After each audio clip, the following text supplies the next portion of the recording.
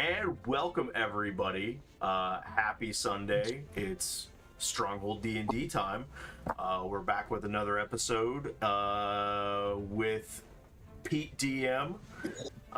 This is the group that's up in, well, we just left Nighthold and we're in a tower with a smoky giant about to do some fun things.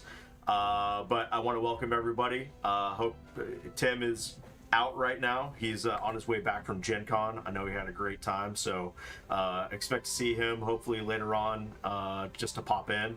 While he was there, we hit 475 followers, so we are well on our way to hitting 500. With that said, we're going to be doing a giveaway. It's going to be, stand by, let me look at what it is right now real quick. It's going to be a wizard dice box. Krista, do you know what that is? I do not know. Okay, I was hoping it might have been there, but it's a dice box. So hopefully Tim can describe it, or so we'll get that going.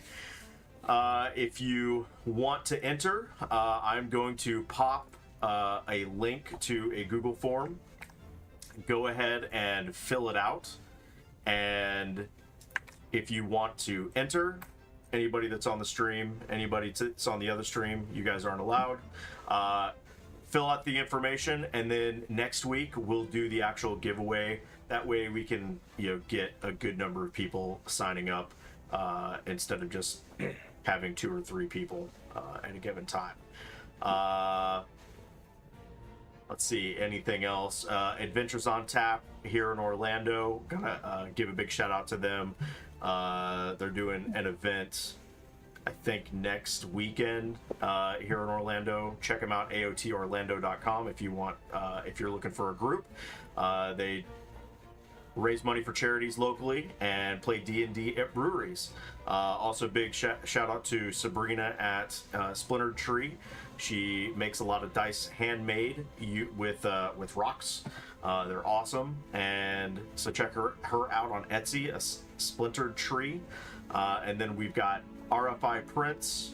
I know is a big sponsor for us, and I can't remember all the other sponsors that Tim has going for us. So with that, I found the dice box. Oh, you found the dice box? Sweet. I did, yes. It's an awesome wooden wizard dice box. Does it have dice in it? Me may put dice in it. Ooh. So I there think you that's go. Probably a good idea. We could send it with some dice. So you'll get a dice set or a dice box and some awesome Stronghold Gaming merch.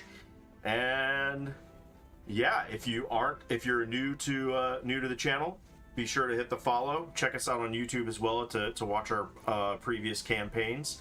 And I'm gonna throw it on over to Pete, and we can get this thing started.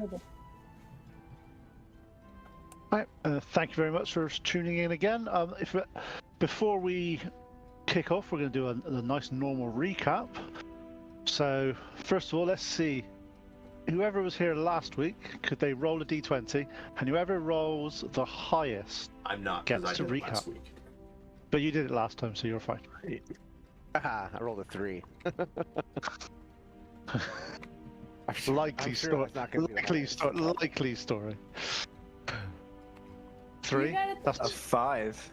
I also rolled a 3. What'd you get, Krista? I got an 8. This is good. For This the is lowest really spell good. scores right now. Get your shit Really good rolls out of the way now. Good. you guys are on a roll. Are definitely on a roll. Hopefully combat doesn't look the same. Well, the very first time I rolled my dice, good thing I rolled it out. I rolled a 1 the very first time, so. Did they both explain it then?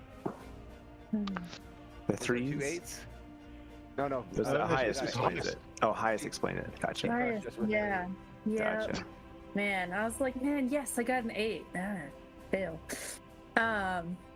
Okay. I'm gonna read through my notes real quick. Okay, so we came out of the cave. We're all pretty exhausted. We ran into Pleep and Bork outside. We walked back to Nightstone, where we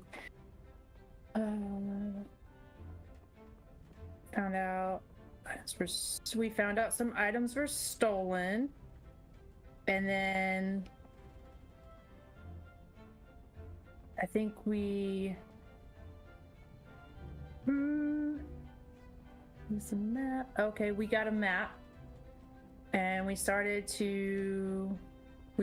we wanted to get on a boat to go up to, where were we going?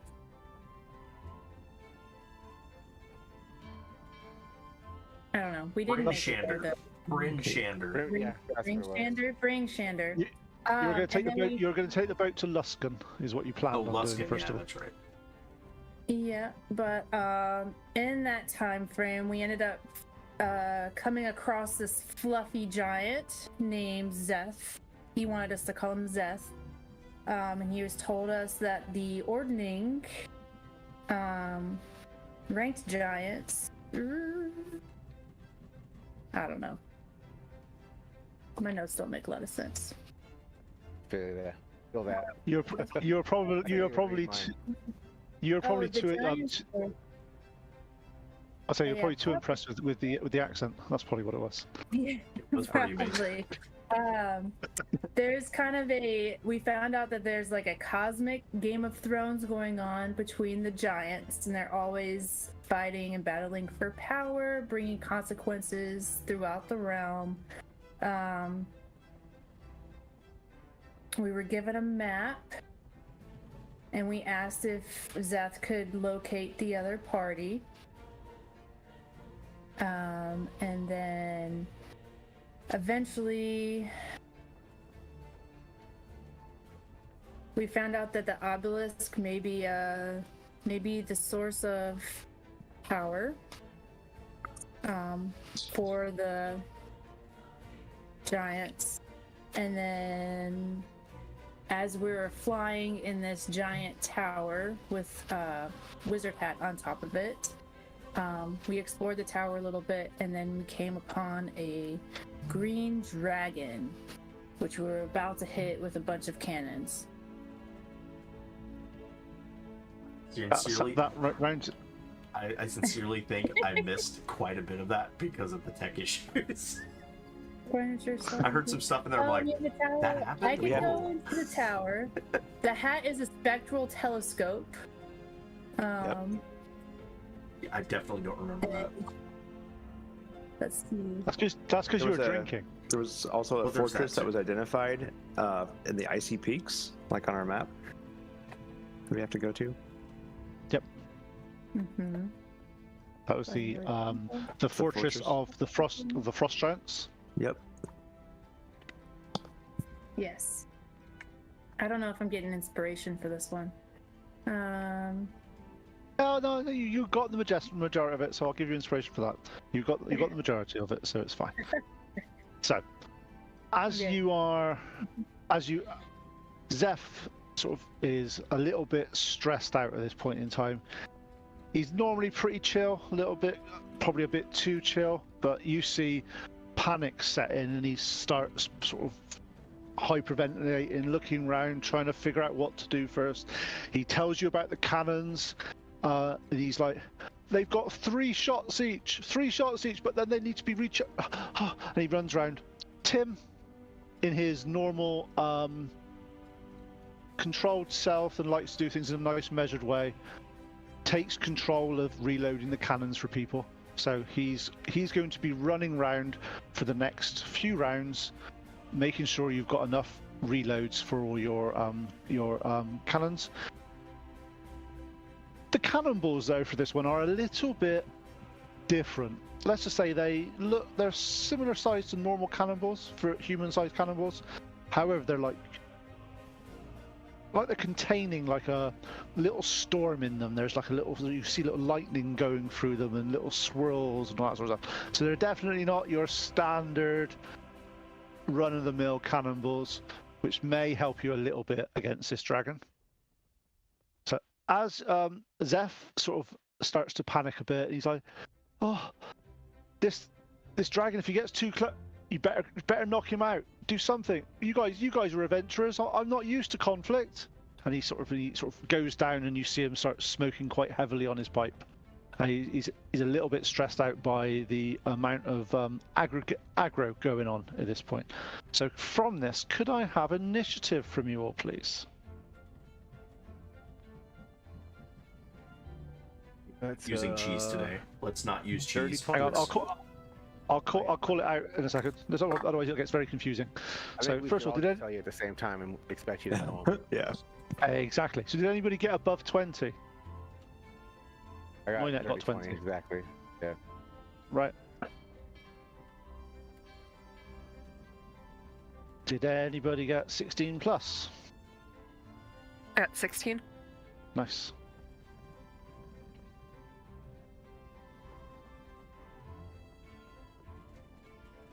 Anybody get 11 plus? I got 14. Nice. Anybody get 6 plus? And I have 8. Okay, Bork, what did you get? 10. Oh, you got 10, did you? Yeah. Okay. I didn't hear that come through, honestly. I didn't either. I saw him raise his hand, but I didn't hear the audio. Is my audio coming through okay? It sounds good. Just Okay. for some reason, just when you said 10, it didn't come through. 10.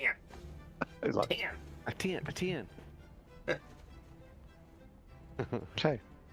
So, you see Tim running around and building up a sweat, and all he's doing is picking up balls and moving them in each of your guys. Seems to be rather happy that he's doing stuff and busy, and these balls that he's picking up look quite heavy, but he's doing reasonably well on them. So first person up is Noinek. Noinek, you've got control of the of your cannon. This is a dex-based attack. So anyone that hasn't got dex, I'm ever so sorry, it's a little bit more for you, but unfortunately it's dex-based attack. So basically you are not proficient in cannons because nobody is. Just to say, no one's proficient I in forgot to cannons. tell you, I grew up on a ship where I fired cannons. I forgot to tell you, I am literally a cannon. Just don't stand behind them. I used to shoot somebody on cannons at the circus. Oh yeah, that's actually plausible. That's way better That's than mine. now that one's plausible. Okay. So Noinek, you move the cannon around. It's got a little sort of cross on it that you can look through and see where. Yeah, it's not a bad thing. It's not that bad. So you sit there, you aim it up. You got this dragon that's flying around. He's got a big arc and he's coming towards you. All you see in front of you is like the wings spread out, his head sort of down like he's trying to get some speed to get towards you.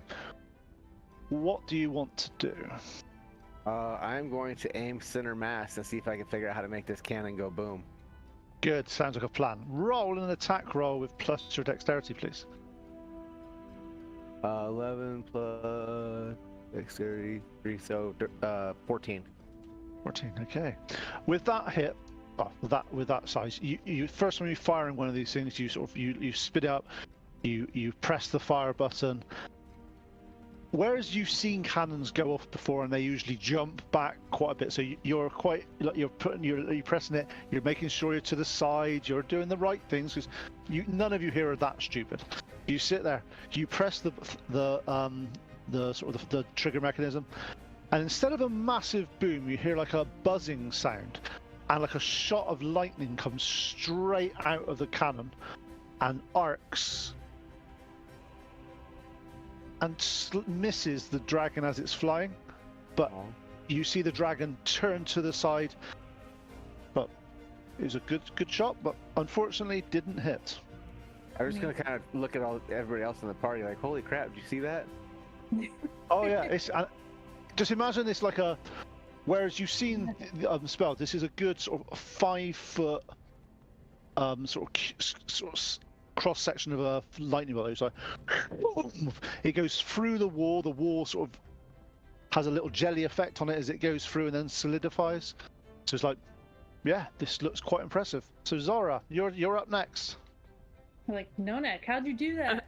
Yeah, pretty much. Be like, Push the whoa, button, bro. Push You the made button. lightning, Noine. Okay. Holy cow! So run up to my cannon and wheel it around, aim at the dragon, and rip the cord, fire for effect. Got Boom. Sounds like you're in like a Russian It's AAA. basically it's a D10 plus my D20 plus my dex. Dex mod. Yep. Okay. So 11. Ouch. No, same as Zorak, same with Noinex, sorry, it fires, it arcs past the dragon. This time the dragon it's sort of veered off to the left, it's veered off to the right, it's looking like it's trying to do its best to dodge these, but it's looking like weirdly, you obviously don't know what Noinet rolled, but yours looked, you think yours was a little bit closer, but you're not sure if that's just because he was rolling into it. So Moriana, your turn, you're up. As Noinek and Zara's fired those, you see Tim go in there, putting the ball in. So you guys are ready to go. So Yeah, so I'm like, how does this thing work? And I'm like pressing on it, and I rolled a 5. okay, yeah, you're moving things around. You're like, It- ooh, how was it? yeah, you're moving it around. You're quite sure. You're looking through the rangefinder. As you look, you sort of lean a little bit too much on the button, and it sort of fires off just wildly. And you're like, "What? What just happened? It just Maybe fired." I shouldn't be touching these things. And Bork, your turn. I remember these on my previous ship, and I hop in and just press a button. And I'm going to use Built for Success Nice. to add a D4 to this. So that was plus 3.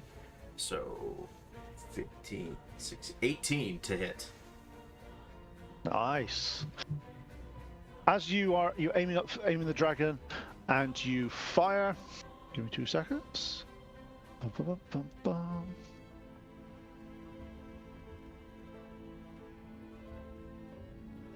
As you shoot through the center, it hits the side of the dragon. The dragon gets sort of like lightning go all down the side of himself. Did you see I And hit you him? see I hit him. you see a screaming pain as you do that. So nice hit there. Yeah. Small hands, small arms going up and down. That was an 18. Nicely done. Okay, and you see the As a- dragon sort of As a there's- bonus action, can I give Noinek Bardic Inspiration? Of course you can. Yeah, I'm gonna look. You got a D6 to roll. Right? D6. D6? Oh, nice. I'm sure it's D6. It's like, look what I can do, and I'm just the same size as you. You can do this. Okay, Pleep, you're up. Cool. I see what everyone else is doing. I'm like, all right, let me inspect this. All right, let me try and aim. Let me 18. Yeah, again, you see the bolt hit the dragon as it spins the other way, trying to get away. You hit it again in the other side, and now you've got 2 Bam. sort of bluish marks that are sort of radiating sort of electricity over the Nice. dragon. Sorry. Sweet. So the dragon it's been hit twice, so that's good. You don't know how much damage these are doing, but it definitely looks it's definitely charred, and he doesn't look happy with it, so it must be doing some type of damage. The dragon then starts to come round, and you see the dragon. He's about 120 feet away, and you see him open his throat, and bellows of acid fly towards the tower. As it hits the screen in front of you, you see it hit and start to go down as if it's slightly protected. As you start to see it hit the bottom, it hits the bottom of the tower. Was the tower? They may have thought this through and thought the tower was a little bit more protected than it is. The cloud maybe not so much. Maybe his herbal remedy of his cloud isn't the most resistant to acid. So what Are you saying that jazz cabbage can't hold up to acid when I put in a know. side-by-side test? I How know. strange. We'll leave it at that, Twitch. It's as if this is the wrong type of acid that he's looking for, but it may weirdly. So, as you see the bottom, you start to see it all turn to green and start bubbling and sort of, and you see Zeph go, "Oh man, dudes, we may be in trouble here. Dudes, look at get the dragon before it shoots us again. He's really killing the vibe. Come on." So. And back to Noynek, you've got inspiration. All right. You don't have to use the inspiration, you just choose when you use it, okay? Yeah. So just... God dang it, I'm gonna use it. That's 16. Unfortunately, with that one, you still miss. Yep, so you shoot, this time it goes slightly over, you see the dragon's sort of wings sort of just curl around, just seem to miss it. Zora, you're up. All right. I'm gonna fire again. Sorry, I have a cuddly companion that decided to join me. All right. And she's a good luck charm because I got a 19 plus 1 for a dirty 20. Nice, okay. So good. You can stay with me. So this time you fire the cannon. It cannon hits one of the dragon's shoulders by its wings. The wings drops a little bit as if it's lost a little bit of its. Then it slowly comes back up and he sort of curls around. Obviously not a happy camper at the moment. And now you're seeing sort of the odd scale sort of been charred and burnt off by his left shoulder. Okay. Moriana, you're up. All right. Hopefully, I was paying attention to what everyone else was doing. Except Noynek. That's better. That's a 15. Again, unfortunately, with a 15, you fire. It just goes a bit short, and the dragon's as if he's playing chicken with the lightning bolts, but he's just about keeping away from that one. I'll go with that learning curve. That was a big learning But curve. to be fair, if you went 5, 15, it's 25 next, and that'd be well impressive, especially with whatever your plus is. Bork, you're up again. Was it a one-shot wonder, or is it now going to be a repeat performance? Let's see with the rubber ducky. Do I want to? There's nothing that I'm going to add to that. That's going to. No, that's an 11. Even having built for success is not going to fix that. Bork, in his over enthusiasm of his first shot that went, he was like, "This is easy," and didn't really pay a little bit much more attention and shot it, and it goes a little bit too low, and sort of as if this dragon's getting better at dodging this round. Pleep, you're up. Well, I'm going to try and be successful again. We'll attempt it. Come on, let's use this contraption. And no, I'm not, unfortunately, with a 9. 9 again. This time, it was so easy the first time that, unfortunately, this time it looks like it didn't quite manage to pull it off. However, the dragon starts to curl around. Again, you see him. You see, yeah. You see him sort of. His mouth starts to open up, and you see sort of greenish sort of sparks appearing. And as he looks like he's just about to not be able to breathe, as if it's suddenly managed to recharge. And he looks and goes over the other side of the building. And this time again, it comes down. You see it sort of as if it's like a. Do you know when you got the classic window that's been really, really clean? It's got a ceramic coating. It just repels water quite well. Repels the acid brilliantly on. So again, falls down and starts to eat away at the cloud underneath. At this point, you do feel like a slight retching from the cloud as it moves a little bit, as if it's having a few stability problems. Oh no, we better fix this. Let's try to hit No. the dragon. Tim, fix it. Go up there and fix the hat again. I don't know. Tim's going, do you want me to put the shots in or go and have a look at that? Your choice. Both. I don't. I'll help out. Okay, so All right. it's slightly unstable now. The tower is swaying ever so slightly. Before, it was kind of like being, you didn't even feel that you were traveling, but now it is slightly unstable, a little bit turbulent, should I say. Noinek, you're up. 11. Noinek is used to, let's just say, Noinek's used to a smaller weapon is the easiest answer. And stop those thoughts. I mean, he is a little guy. Exactly. I don't know what you're trying to say.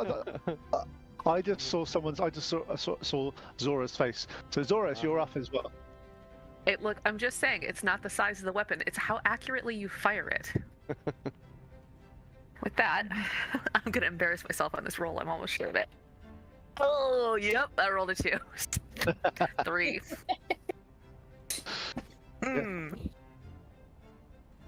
Yep. So slightly distracted. Maybe the moving of the tower is a little bit disconcerting when you consider you're several hundred feet up in the sky, and that may hurt. You've done a lot of you've seen sort of trapeze artists and all that fall from a lot less height and have problems. So maybe a bit of realism, like, yeah, that might hurt. So Moriana, it's up to you. You're up.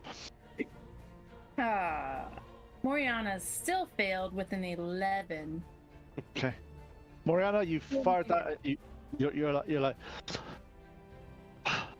maybe the cannons aren't my specialist choice of weapon. Maybe they're not. That's not your type of weapon. So Bork, you're up. Okay, here we go. Here we go, kids. That didn't even go down my box correctly. Let's come on. Let's use Built for Success. 17. That's a hit. And I'm out of Built for Success. Uh-oh. But you've used them so well, so that's fine. You've managed to hit. So again, this time you hit it in its left arm.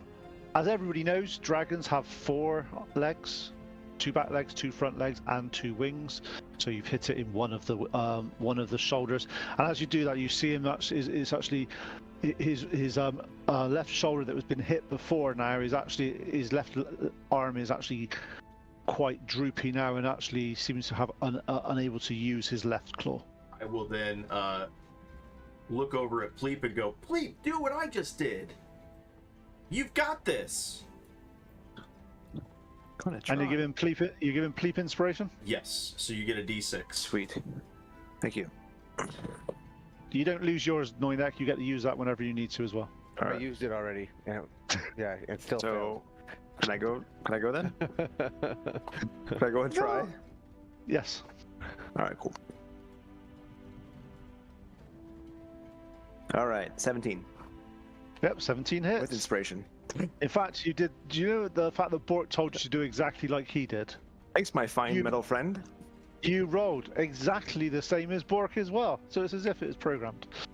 So you fire, and you again doing you're channeling your inner Bork. You were doing exactly as I did, and you tried to hit in exactly the same spot as well. It seems to be slightly less arm, and it seems to penetrate quite deeply at this point. And you see, you sort of see and he screams in pain as you hit him. Round 4. Has anybody noticed he hasn't tried to attack us yet? He has. He's been using. He's been fire at us twice. Okay. Yeah, oh, that acid stuff, whatever. That. Hey, Yeah, Pete, Tim said he wants to bless somebody. I'm trying to find out who. No, he's not allowed to. He's too busy doing things. He's busy, Too busy loading sitting on the cannonballs. tarmac in Indianapolis. I'll go into Discord and see if he's actually trying to talk to me. Oh, he is. You need me available for 30 minutes, and I fly. Tag me. You're doing a fine job. You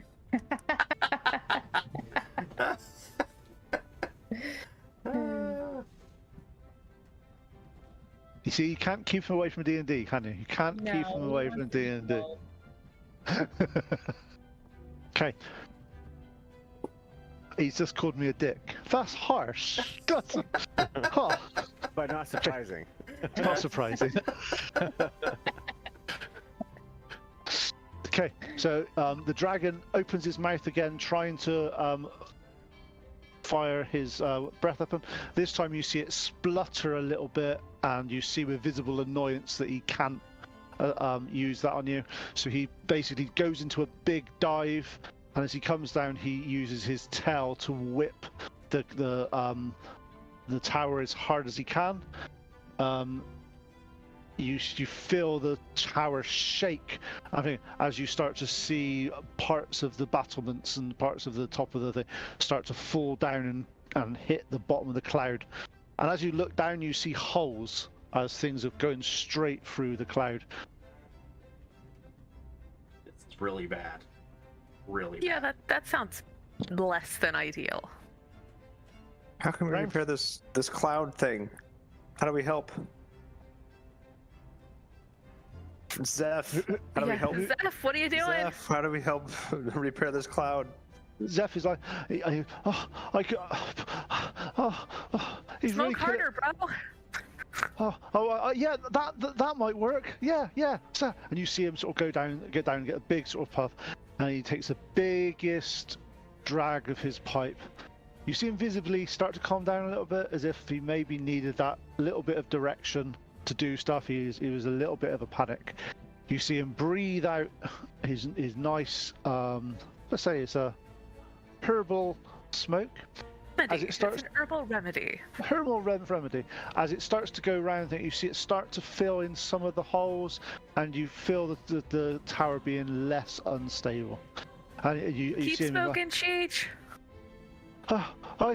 Is that what you want me to do? Yeah. I got some spells. Maybe they'll help as well. Yeah. And you see him sort of go through, get his book out, and start panning through. You basically see him sort of conjure to his left hand side, and a lightning bolt fires out of his hand, and the dragon, in its weakened state, takes quite a lot of damage from that. Never in my life did I think telling somebody to smoke the jazz cabbage harder was gonna save the day. Okay, top of the round, Noinak. All right, this is gonna be the one for sure. I've been studying. I got 2 seconds, Matt. I got natural 20. Ah, Sweet. nice. Okay. Good job, At Noinek. that point, It's either on or it's off. capitalizing on Borks and Pleeps' fantastic shot that was into his left shoulder and taking out his left arm. You seem to concentrate on that area. You concentrate. You're firing it. You then go, when I'm shooting my arrows, I've got to shoot them up a little bit to get where I need to do trajectory, and you move it around, and you go aim a little bit high, fire. It's if it's on like rails, it goes and straight into the area that's less guarded, and you see it explode with a lightning-based, and you see his whole left-hand side start to crumble. Good shot, sir. Okay, Zora, you're up. All right, I'm gonna attempt to follow that shot, pretty much exact same spot, and let's go. Oh, fuck. I'm gonna yell over to Moriana, hey, there's a sight on this thing. 6. I fail epically. Okay, 2 seconds, just make sure. Okay, by the way, Zora, Moriana, and Noinek all have Bless now, just to let you know, which is 1d4 to your attack roll.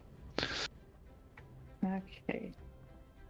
See, Tim, in between his duties of loading the balls in the most spectacular, heroic way that he does it with a smile as well, because that's what paladins do.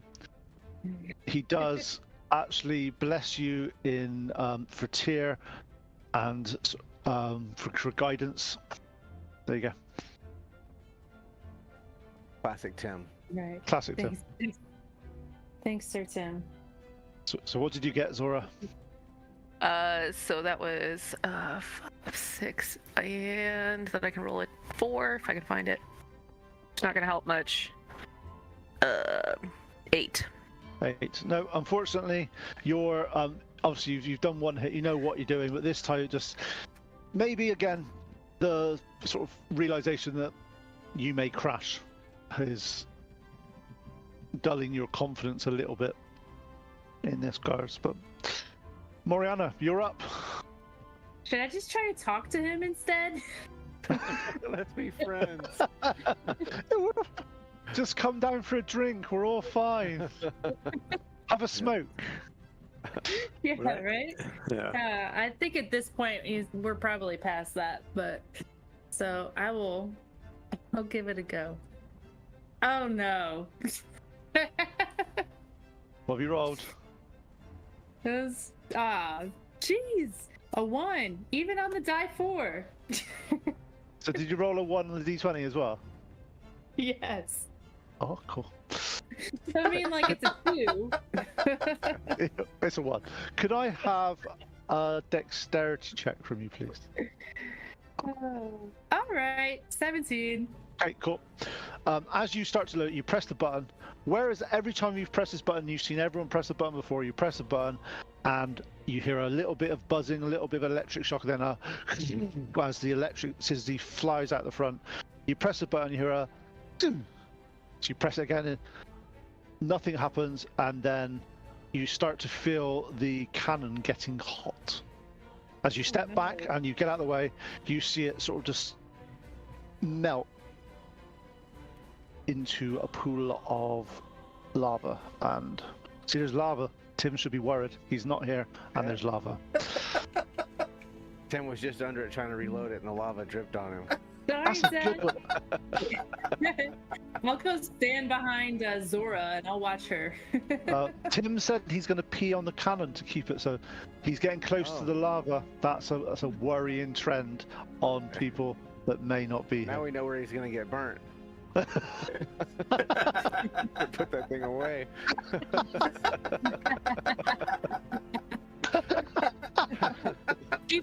keep your armor on.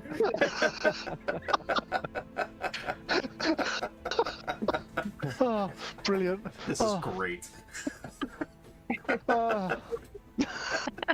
Tim's gonna come back and be like, "What'd you guys do?" How did I get this injury?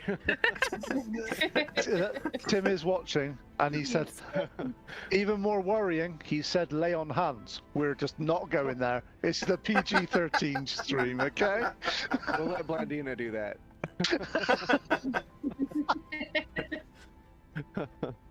Oh, oh, paladins are always good. Oh. Right, where were we? Sorry, Bork, it's your turn, mate. Yeah, that's not going to hit either. That's an 11. Nice. Okay. Yep, you're shooting. You're slightly distracted that this pool of lava's appeared near you, and luckily Moriana did get out of the way, and Tim decided not to pee on it, so we're all okay. Okay. No, Tim has not successfully done that yet because he has to get out of his armor first. True. This is medieval times. There's definitely ways of doing it. Oh, Plus, if he aims unlock as the bad as he hinges is, he's and probably just... gonna miss. No, he just dangles his leg over it and just pees. I'll just feel that run down the pant leg. Yeah. I like it. Very Thibbledorf point. Yeah. And Pleep, your turn. All right, I see what happens to Moriana's like cannon thing, and I'm like, yeah. I'm gonna stand back, kind of aim, then stand back and cast Mage Hand to press the button. I'm like, all right, and then shoot. Oh, 11. Okay. Yeah. Lots of Mage hand 11s. wasn't as effective. How Man. many 11s is that? Basically, as Pleep is taking his lead from Bork, he did exactly the same as Bork did this turn as well. So it's the second turn on the row now. If it's third turn, you need to get a room. Okay. That's it. That's gonna be an odd grouping. Yeah. Okay. Dragon. Turn again. He's a little Fails. bit closer now. What's that? He fails. Tim says As he you wants see him his start body to back. as he starts to open his mouth again to breathe again, it sort of fizzles and stuff and doesn't actually do a lot. So you see him this time. He lands on the front of the where the stairs were up. You had the nice little balcony. He sits there, and you see him start to lash out with one of his arms and one of its tail. His arm, strangely, must be compensating for his left-hand side that's not working. He doesn't seem to hit, but he lashes round with its tail, and again it cracks some of the and you see it. The feels quite unstable still. Well, that's not gonna work. I can't get him any closer. He's close enough. You can if he eats you, he eats you.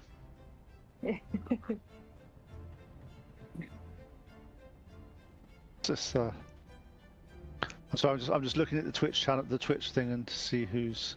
I want my Maybe. body back. Yeah. Loaded. He's loading balls apparently. Exactly. He was loading balls. There you go, and that's it. Okay, Noinek, you're up. Remember, you've got bless. I can't take it there. I'm not even gonna use bless. That was a 6. Okay. That's wouldn't do anything for me. I think you're used to firing at quite a distance, and now he's landed. You're getting a bit. It's quite hard to get an angle on him from where you are. You're a little bit. Zora, you're up. Okay. I'm gonna kind of angle down, go for one of those weak sides, and see if we can't blast a wing off or something. Okay, 14, 15? Oh wait, and I have blessed, right? Yes, I have blessed. So 15 plus 2, 17. You feel that without your divine foresight that Tim has blessed you with, you would have missed this shot. But with it, the focus for Frontier, you aim and you hit the dragon. You see the dragon now, one of his wings in his left, seems to be all illuminated on his left-hand side. It seems to, his left-hand wing now is slightly drooping and it's not quite as powerful as you would think it would be. Moriana, you haven't got a cannon at the moment. What do you plan on doing? I am gonna go over to. I think I'm next to Pleep. I'm gonna go and borrow his cannon. You can push him out. I don't know. But you said he landed on the. Yeah, he's basically outside the front. What was that? Sorry. What did he? Is he in reach of me? If he landed here? He's landed there. You are currently in the second floor of the tower behind your wonderful plexiglass stuff that's keeping you safe. Okay. You could, if you want to, go down and go through the front door and meet this dragon head to head, but that is a choice only you can make. Oof. I'm Are there not. extra cannons? Were we manning all the cannons, or are there more? There were only 5. There's only 5, and mine melted, so I no longer have a cannon.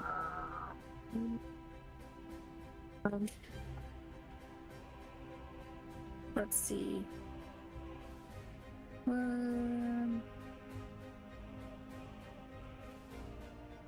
I guess I will.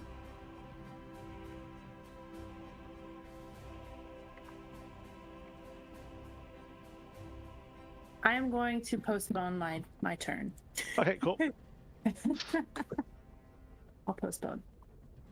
Okay. And Bork, you're up. okay. I'm psyching myself up for this one. Like, okay. I was gonna say, how's a robot out of breath? I don't know what that means, but I see everybody else do like, and a 14. You miss. Ugh. What's better than 11? Okay, this guy's hard to hit for a big guy. Yep. Very movie. Pleep, you're up. Actually, you haven't got a loaded. Actually, no, you have because you didn't get. It wasn't stolen off you come the end. It wasn't stolen, no. That was pretty slick. Pass your problems off to somebody else.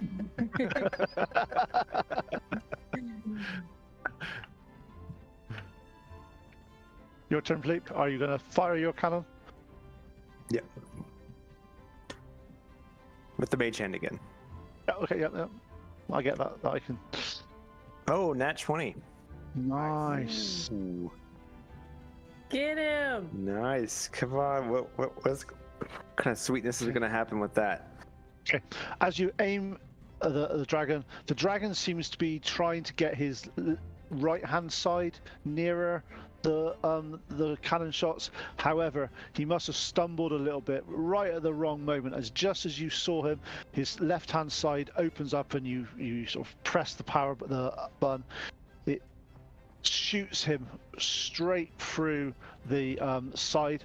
You see him his left leg crumples as if his mobility and he's taken so much damage now that, and both his wings sort of collapse down.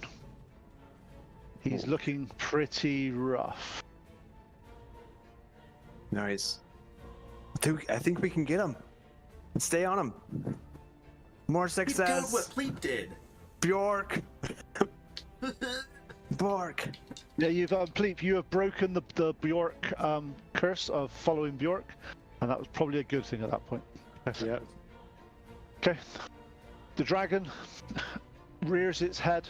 You see him sort of pain and anguish on his sort of face as he opens his mouth again to try to sort of conjure up his breath weapon, and this time you start to see a pool of acid appear in his mouth as he looks down and he breathes it over the door to the tower. The door splinters and opens up as acid fills the bottom of the tower. Oh, no. You guys above here, you can smell the sort of acidity and the just rising up, sort of green smell. It's nothing that's going to cause you any problems, but it's acrid, it's horrible, it's just battery acid type things just coming up through the tower. As you look down, you see that it is starting to pool up and start to eat away at some of the material of the bottom of the tower. Noinek, you're up. Can we still get a line on him with the cannons? Yeah. Where you are, the cannon. Yeah, he's not inside. He just breathed in through the door. All right, I'm going to use my blessing this time. That's 12 plus 15. Unfortunately, not. 15. You managed to. That was with Bless? Yeah. I rolled a 10 and then a 2 plus 3. Unfortunately, you doesn't quite work, but he's it is a dragon after all. They're quite armored. Next one is Zora. All right. Is blessed something I use only once or until it goes No. away? Until it goes Okay. away, and as no one's beaten up the paladin, 9, He's 10. not. Swoop. Down there. 10. 11. No, unfortunately not. Sorry, So many 11s. Moriana. Moriana. That's the word. My mind just left me completely. I've got it written down in front of me, and it just went. Moriana, what do you plan on doing? I am going to cast Summon Beast. I want it to be a flying beast. And Okay. it's a level 2 spell. So what are you summoning? I'm trying to figure out what I can summon. An owl. Yeah, I was gonna say an owl. Something with talons. back. Hang on. Let me just see. Huh? So Yeah. is it got to be a CR2? It's a level 2 spell. It doesn't.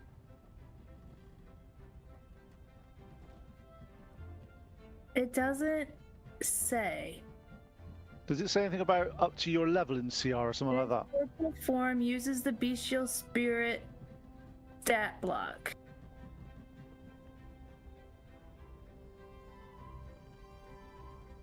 I'm sorry. That's okay, don't worry. I'm just gonna You can quickly skip look me at if you something. Second level, so it's a second level spell, isn't it? Yes. It says the bestial stat block. Bestial spirit. Oh, it's on the thing. Using What's the so it's a second level spell? yes. So it's got an AC of 13. It's got 20 hit points plus 5. Oh wait, so 20 hit points. Yeah. Plus 5 for each. So, like, level. what is it exactly? It's just it's a bestial Okay. spirit. It's an air bestial Okay. spirit that Okay. assumes the form of whatever. Okay. So say it looks like a spectral hook. It's a spectral hawk, and he's gonna come out and he is going to maul. He's gonna maul him. Got it. Spell attack.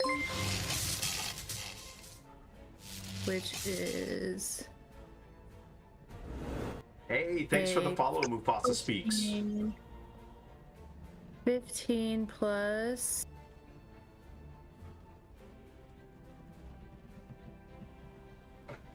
Alright. That's a 2, 15, 16, 17. 18 to hit, and then I need to die 8. Die 8 plus 5. So, 18 to hit. Did I Nice hit to him? hits. Yep. Okay. I'm gonna get this together. I'm sorry, guys.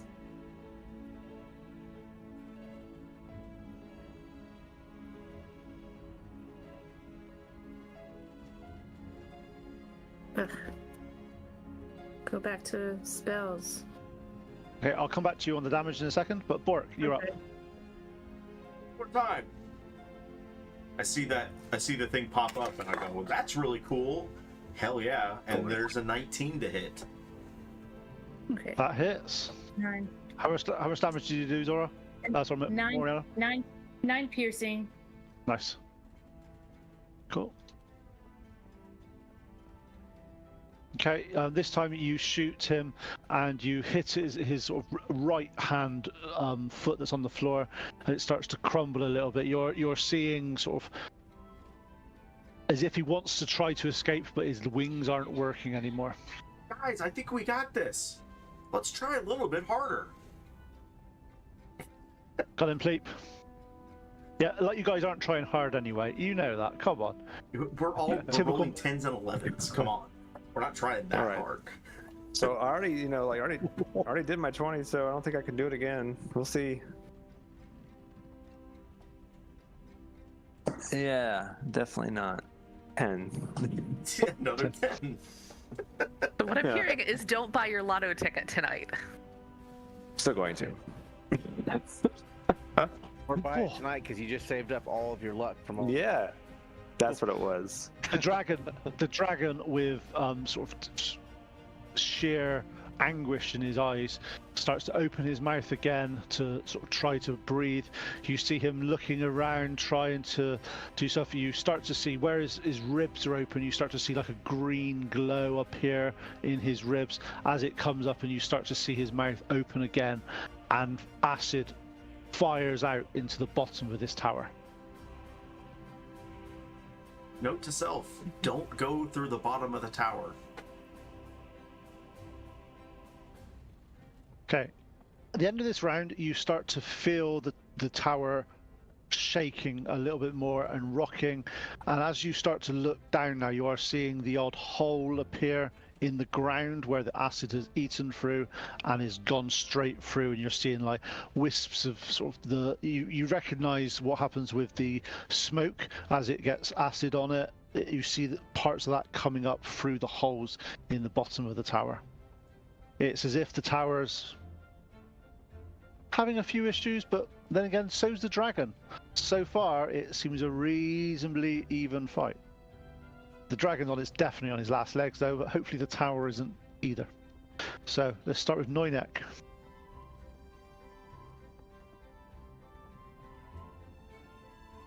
4. 4. Is that a 1, sir? No. Oh. No, it was a natural 4 plus 3, so 7. I could roll less if I wanted to, but I mean. Oh no, it's okay. I was just trying to see if it was a 1, it would have been funnier. Yeah, no. I would have said natural 1 for sure.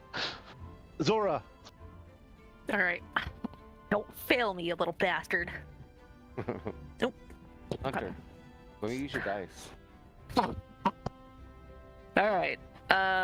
19, 20, so dirty 20. Let's roll that just for fun. 23. Nice. 23. I'm aiming for like a ball joint of the wing there. Okay, yep. Again, this he seems to be trying to sort of get his right-hand side in front of the cannons, but he may be slightly mobility impaired, should I say? As he starts to move, you hit him square in the left-hand side, and you see him drop to both his knees as he looks, and his head just falls into the acid, and there's no movement from the dragon. You have successfully fended off the dragon attack from the tower. Zora, Slayer of Dragons! Okay. Sorry, I'm not good at cannons, guys. It's okay, you're cute. We'll keep you anyway. Aw. Don't worry, none of us are I do good a at lion's. cannons. I cast minor illusion and do a lion's roar next to Zora. Is that 1? So it's 1 on your next roll. Is that what I'm hearing? Nope. I don't know what you're talking about. The elation of the dragon breathing his last breath is rather short-lived as Zeph starts to sort of come to sort of go, hey dudes, better get ready for a crash landing. I think we're going down. As you start to look, you've been slightly, let's say, occupied with a dragon that has been attacking you. When you start to look around now, whereas before you were several hundred feet above the ground, looking down now you're about 150 feet from the ground. So you're dropping, not at a pace that's going to call us a crash landing, but you are definitely going down. Over the next couple of minutes, more holes appear in the bottom of the tower. More air seems to come through, more acid hitting the clouds.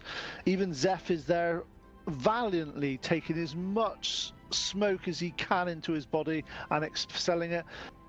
Doesn't even seem to be making a dent. He's trying though, he really is trying to sort of help out and get this in, but Can I cast not mend? to be. Every 6 seconds, cast mend. You can try, yeah. You can. You're helping a bit. You can only do 5 foot by 5 foot area. So there is bits. You are keeping a few of the blocks from disintegrating as fast, but it seems the amount of acid that seemed to have been stored and unable to get out through the sides because they were protected. The base wasn't for some reason. Doesn't seem to have helped. Over the next 4 or 5 minutes, you are seeing the ground getting closer and closer. So I'm going to go around the room and ask what each of you guys want to be doing. And bear in mind, you cannot get to the ground floor at the moment. The ground floor is very holy, very acidy, and very much the floor is acid. It's not lava. The floor is acid. So Look, I'm just saying, if the floor is holy, then Tim would be really happy right now. Yeah. Love you, bro. So we'll start at the top of the table here. So Moriana, what do you want to do? Zeph is saying that he reckons he's got 5 minutes until we hit down. Looking out the window, looking out where you are currently traveling over massive snowy peaks. Okay, so I know we're getting close. So I'm gonna ask Zeth if I could have some of his herbal cloud, and then I want to go and read some of his journals to see if I can find anything about herbal remedies or anything about. Okay, you reckon you got 5 minutes until you hit the deck on this.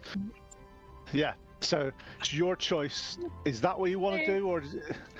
Oh no, I thought we had a little more time than that. I'm just gonna go look at the books and see if there's anything I can find in the next 5 minutes. Okay, could you give me an investigation roll, please? Yes.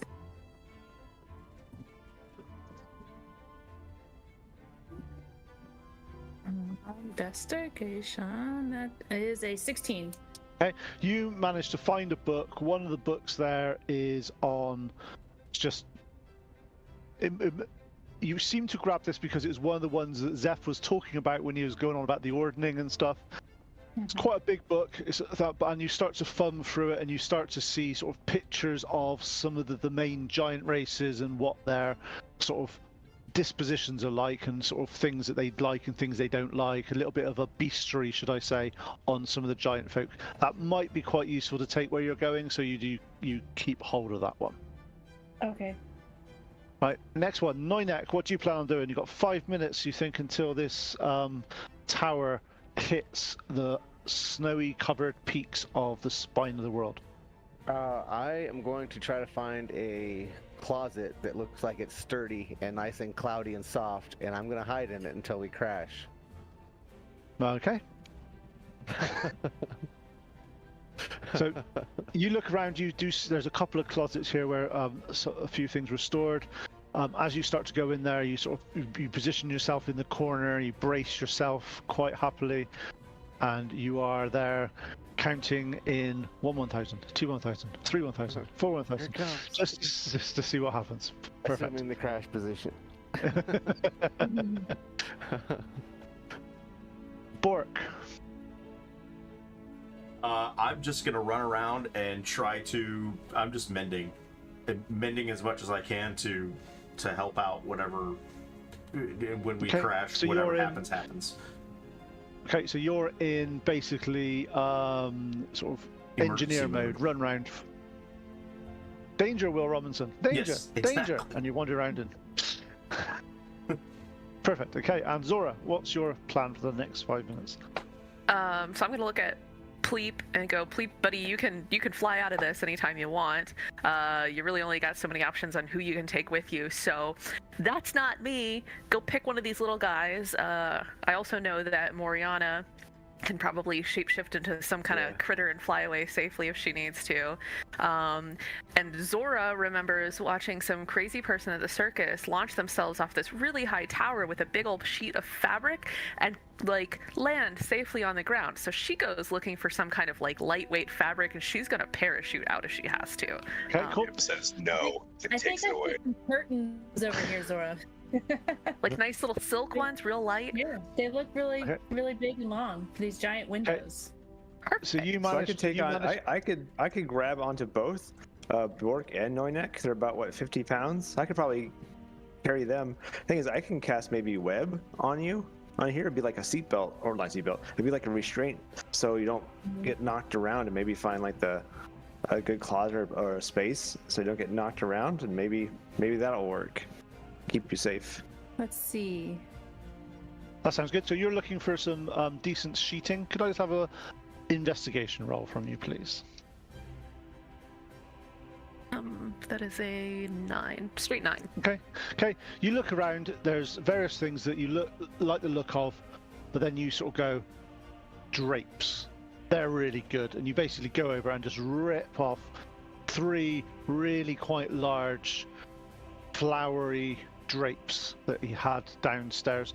That you've got them in your hands, ready to go in case you need them. You know what, Zora? My bestial spirit is still right outside. It's following us, and maybe that it's pretty strong. It could probably carry you. Okay, but we still have Tim too, right? So like Noynik, Pleep, and Bork are covered, but then there's you and me. I think you could turn into a bird, but there's like me and Tim left. So one of them's gonna get, like one of us is gonna get picked up by your spirit, and the other one's gonna have to parachute and spend the rest of their life hoping that it works. Yeah. So is Tim actually around, or is he just on? Well, I mean, I just sort of assume that Tim is wants He's in to there. live. He probably wants to live. No, saying no. Tim's joined the Discord channel. I'm just seeing if he's actually on voice. Yeah. He is on voice, but he's trying to be quiet because he's on a plane. Let's ask Zeph if he can help us out. Yeah. Zeph's Oh, got there some he is. magic. Let's see if he can't help us out. Okay, yeah. So it's as if he's been talking to lots of people and drinking, and maybe he's been smoking that stuff that he's not supposed to be smoking. No. Because he said no. Will not say that. Yeah, it's definitely secondhand, if anything. Yeah, yeah. He did not inhale. Zeph, can you? Okay, so we'll go to the next person in the room. Pleep, what are you up to do? What am I up to now? Well, I mentioned that like I want to go to Noynek, Bort, and let them know that I can carry them so we can fly and get out of here. You don't have to hide in your closet, as I told Noynek. So I can carry you both. But I want to make sure Zora like has found something, so I want to help her out too, like find some type of contraption or see what Zeph has to say. Okay. Maybe So like cast Tim goes- levitate like he did in the beginning. I can't do it on everyone, but Zeph, Tim talks to Zeph, and Zeph is like, "Well, we're in the tower. The tower's got some protection on it. We should be all right hitting the ground. It just might be a little bit uncomfortable for people. But if you guys have got any way of flying, that'd be useful. But just Did we- ride the Can we all cosmic hear that? wave, guys. Well, if we wipe out, we wipe out. Part of Now life's I plan. want to for go, us. man. All right, I want Yeah. to I want to Life's cast plan. web on Zora without just do it. Did you say part of life's plan? Yes, life's plan for us. If we die, we die. You've got to embrace what's happening. Oh man. Oh And this is where we no! repeat because I don't believe in karma. I don't think we. I don't deserve this. Oh no! So Zeph is busy trying What to did you grab. just do to me, Pleep? I'll pray to the Judaic gods out there. All I heard was Pleep say, "Oh no." Am I like this, like in a corner now? Well, I don't know, I cast. Well, yeah, basically casting web on you. You're in a webbing straitjacket. In a webbing, like thick, sticky webbing all over you, all And I hope around. Tim can grab my parachute because apparently I'm not parachuting out now. Thanks. Probably not gonna work.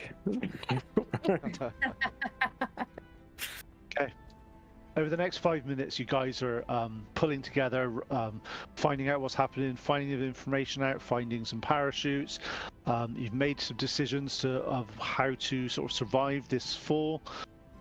You start to, as you start to look out and you open and you sort of get outside onto the where the dragon is. It is bitterly cold out there, as if it's maybe minus 30. See your Don't F. do well in the cold. From inside, it's a really strange thing that you are in this in the tower. You are, even with the damage on it and stuff, you are in a reasonably good climate controlled area. Seems to be. As soon as you take 1 foot outside, it's as if you step into a minus 30 gale. Fun fact, minus 30 Fahrenheit is almost minus 30 Celsius, so it doesn't matter. It's just minus 30. As soon as I said that, I was like, actually, 42 below is minus 42 or minus 40 is the exact same on either side. So never mind. It's a number and it's cold. Yes. So you Pleep, you're out there and you're like, I will need some protection if I'm out in there for more than, say, 10, 15 minutes. Yep. All right. Have to go look for something. Oh my gosh. Zephyrost have like a whole bunch of gear. He at one point in time referenced having some cold weather gear for us.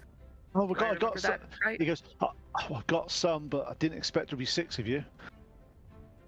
Okay, let's give it to the ones who need it. Well, I don't need it. Okay, he goes, yes, you do. You're not immune to cold. I can turn into an animal though. That's true. I guess Animals I'm not. You're not immune to cold or resistant to cold, are you? So there you go. No. Hmm. So in the cupboard that Noynek is in, there are 3 quite well-made fur cloaks. I'm just gonna put all of them on. There I'm was still over one. there like all webbed up, just the like whole time.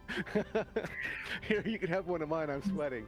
We have to make sure Bork doesn't freeze. And keep him oiled. Okay. So what are you going to do, Pleep? I'm gonna go and ask him for cold weather gear so I can He go says, fly out of here. It's in that closet with your friend.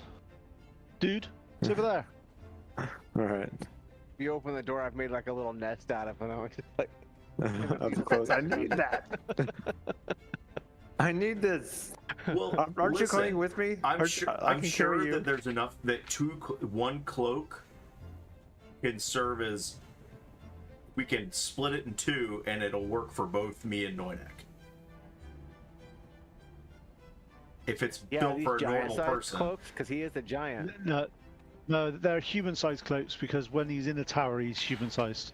So Well, one we're only half the human-sized size of a cloak human. probably serves as good enough for 2 Yeah, gnome-sized. if you've got time to tailor it a little bit and stuff, you could use it as a wrap, cut it in half and just wrap around you. or 2 gnomes in a trench coat. Yeah, you could pretend to be 2 gnomes in a just- trench coat. All right. I'll just sit on Bork's shoulders, and yeah, absolutely. All right. done. Okay, so you've got 3. There's 3 cloaks. As you start to collate a few things, Zeph sort of goes, "Impact, dudes, find somewhere to hold on. We're gonna land. We're gonna crash. This tower's not made for." And he starts to panic a bit more, and then you start to hear Zeph, smoke Crushing. harder.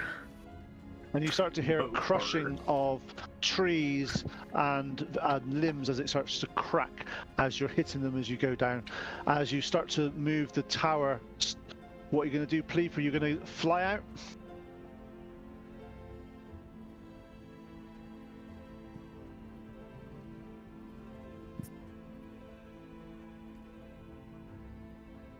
I think he's talking on I the don't phone. think he heard you. I think he's on the phone. Oh, yeah. Yeah, that's fine. We'll sort him out in a minute. Give it a couple of minutes, and then we'll go through. So, as you're doing this, the tower starts to sort of topple a bit as it's hitting the trees and starts to sort of move over. So, anyone that's staying in, so we'll presume that Pleep, Noynek, and Bork are in their cloaks and are about to sort of be taken and fly. The rest of you, the 3 people, could I have a dexterity saving throw, please, whilst you're within the tower as it starts to crash into the trees and topple over. Does that web spell help Zora? Yeah, Zora, you can have advantage on this. Okay. And Pleep, you're flying out with these 2? Yeah. Taking them out with me. That'd Why be not? 14. nice. Okay, Moriana. What am I rolling? Ooh, 20. Natural 20. Okay, cool. Yep, you're fine. And who wants to roll? Is Tim around? Can he roll a d20 for a dexterity saving throw?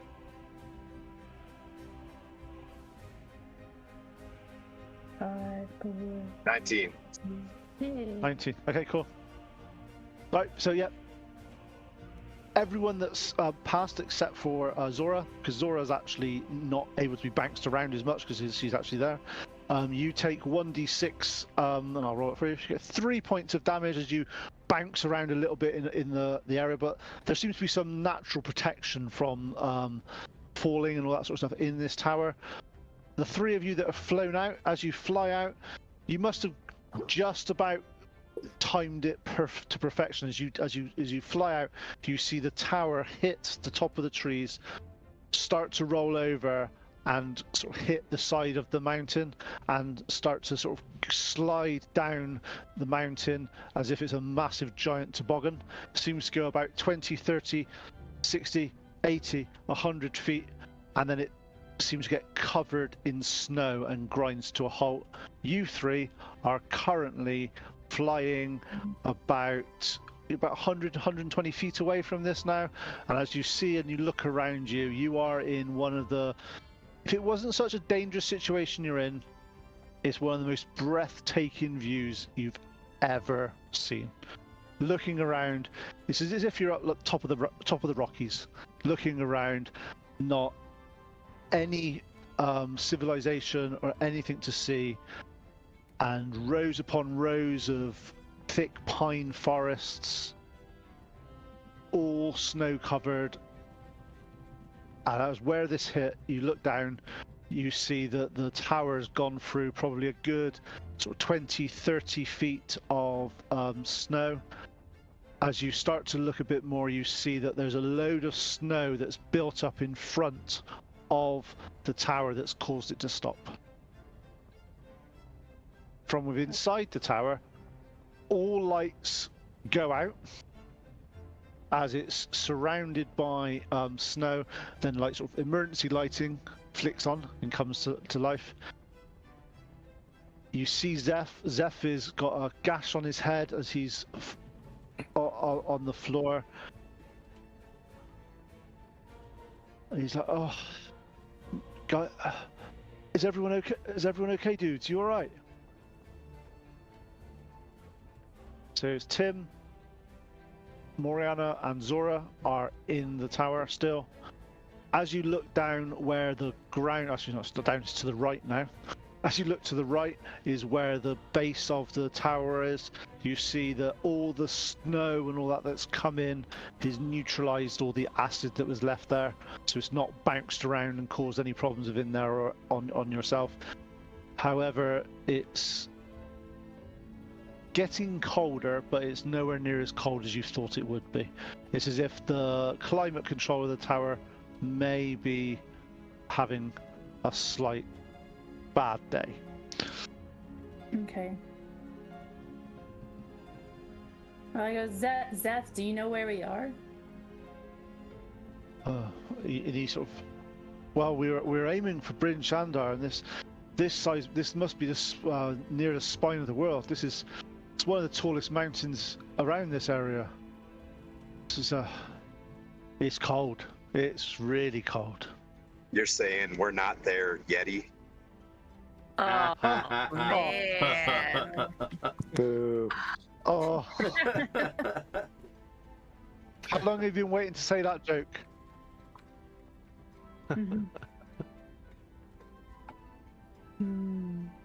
Cleep, you look around and you see where you are. You've got the you're holding Bork and Neunek. As you look down, you see the tower quite abruptly stopping. There's lots of broken pine trees and pulled out of the way. Are you going down towards the tower? Yes, I'm gonna try and help them out. Okay. We gotta help So them. as you get see if down they're okay. towards, so as you get down towards the tower, you see that the tower, the front half of the tower, is completely encased in snow. The top half, which is where the it seems to it basically hit the trees, toppled over, and went hat first into the snow. So where you are now, at the back end, you are seeing the stone of the floor that had holes in start to sort of break away and fall down. Just a small bit of snow on that, but the acid that was there has sort of eaten some of the snow away while it was being neutralized. So as you sort of come down, the next couple of minutes, you see that the end of was the base of the tower is now on the side, completely crumbles and starts to fall away. Inside the tower, you're seeing light now coming in from the snow area. As you start to look in, Plep, and you step towards the tower, you're feeling just as you did up when it was in the sky. There's a noticeable difference of temperature whilst you're inside, but you feel you've probably never been this cold in your life. In fact, none of you have. Yeah. This is a good. You feel that if you're out in this, even with your cold weather clothes, it's gonna be brutal. It's gonna be a trek, and as you know at the moment, you've only got 3 cloaks between 6 of you. I want to call Why out not for in January. Zora, Tim, and Moriana. I want to call out for them. Like amplify it, so like amplified Yep. voice. Yep, they're all okay. As you get in, you see Zora pinned to the wall in the web. Stop concentrating on it. So disappears. Do you feel that it did protect you, Zora? It did actually help? You didn't get bounced around? Sure. Yeah. Thanks, Featherbutt, I guess. Next time, maybe don't help so much. Zeph? You're welcome. Zeph is walking around, he's pricking up books, trying to sort of put them back. And he's like, it's gonna take weeks to rebuild this tower. Weeks. And you see him quite distraught, as if this was something that he's spent a lot of time and effort in on building. But you guys, he looks around, all 6 of you are okay, and he's like, oh, well, at least you're okay. But where's that map I gave you? Let's have a look. So you get the map out, you roll it out, you see you got your 6 little dots of your people. You are. I'll draw a map out and put a little thing on you. But you're en route to Bryn Shandar, but you're probably a good 100 or so miles away. But you are on top of the spine of the world at the moment. Oh no. Yep. However, at this point, you do, after your epic battle against the dragon and all the various stuff that you've done, and you survived, you do all make level 4. Nice. Sweet. Alright. Okay. Can we apply that now, or we need to wait? You can apply that now. It's fine. I'll let you apply it now. So in your sort of euphoria of surviving the crash landing of the tower and being unable, to be honest, you managed to take out an adult dragon with some help, maybe. But these cannons were quite impressive, but they were not the most easiest to aim. No, we rolled a lot of 10s and 11s. Lots of 10s and 11s. Yes. If you do want to know, because it's quite interesting just to be nosy, if I get rid of that.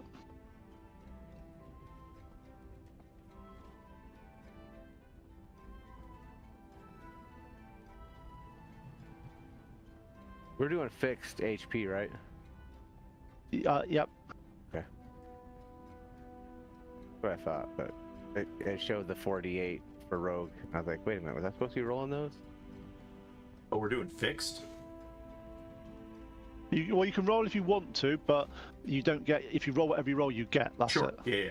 Okay. Most people take fixed because it's just the sensible way of doing it. 19, 20. Don't tell me how to roll my hit points. Okay. The average dice roll of that session for all of you was 12.5. And that was with 2 natural 20s. And that's with natural 20s and blesses. Yeah. I definitely brought that down. I apologize. just thought I'd let you know, because I just thought I'd work it out, because I've got it altered. So, just a question for you, obviously, when you guys are leveling up, if you are taking anything From feet wise, please let me know because I don't have to look it up. But if you're taking just a You stand, know that one. why is that? Why would you take that? That's a useless ability. Useless feat. So you've taken that in. So you've not got crossbow expert yet, have you? Right. No, I don't. Okay, so you they're both useful feats, is all I'll say. Some more useful than others. Just don't get in melee combat whilst you're shooting, and then you'll be fine. But the sharpshooter's a good choice. He tries to stay ranged because he's kind of squishy. So. Plus, Okay. sharpshooter works So with is it- his soul knives.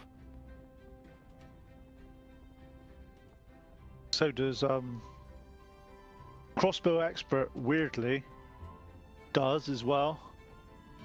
It just doesn't give you the loading principle. It means you can still fire. You basically at the moment, if you have somebody next to you in melee combat and you throw your blade, your soul knife at them, which you wouldn't do anyway because you'd punch them. But if you did, you wouldn't get a disadvantage on it with crossbow expert.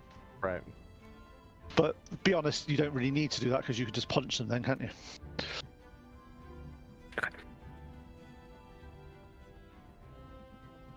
Okay, so if anybody took anything other than, if they took a feat, let me know. If it's just a normal sort of ASI type improvement, that's easy. So I took a magic initiative, which gives me nice. three cantrips, basically. Of which class are you a magic initiate of? Druid. Okay, so you got 3 additional druid ones. Mm-hmm. You know you can take it. You can. The way that works is you could technically take that from any class. So you can take Magic Initiate Sorcerer, Magic Initiate Bard, Magic Initiate Wizard, and gain the Wizard the various cantrips from there. Just to let you know, if that's something you want to do. Yeah. Maybe Cleric. I think we need more heals. There's no healing Oh, cantrips. there is none. Is there? Is it just But 3 you do cantrips? get- I thought it was. Yeah, if we got a first level spell as Yeah, I well. thought it was 2 cantrips in a first level. Yeah. Yeah. I mean, I do like my warlock. But also the fact is that as a druid, you've got the curing spells anyway. You've got cure wounds and all those sort of things as well. Yeah. Okay. I'll think about it. Okay, cool. Just let me know. Just obviously make a choice on that. That's fine. So you feel that you're at the top of the spine of the world. Zeth is. He says, I think we've probably got half a day of the environmental benefits of this tower before it fells. I'm going to have to rebuild this. I can start with this, but it's going to take me several weeks. He looks at the map and he says, that's where you need to go. It's going to take you a good. He can help out a bit at the top of here. He said there's he can help you out with some various sort of ways down the mountain. Might be a bit hairy, but you'll get down faster. But once you get to the bottom, he said he's still looking at probably a 10-day hike across the snow to get to where you need to get to. It's I guess not we gonna better be figure fun, out some boys. warm boys. clothes, huh? Oriana, fly up and find us a way. Maybe find a village. Yeah, Pleep can do that without using anything.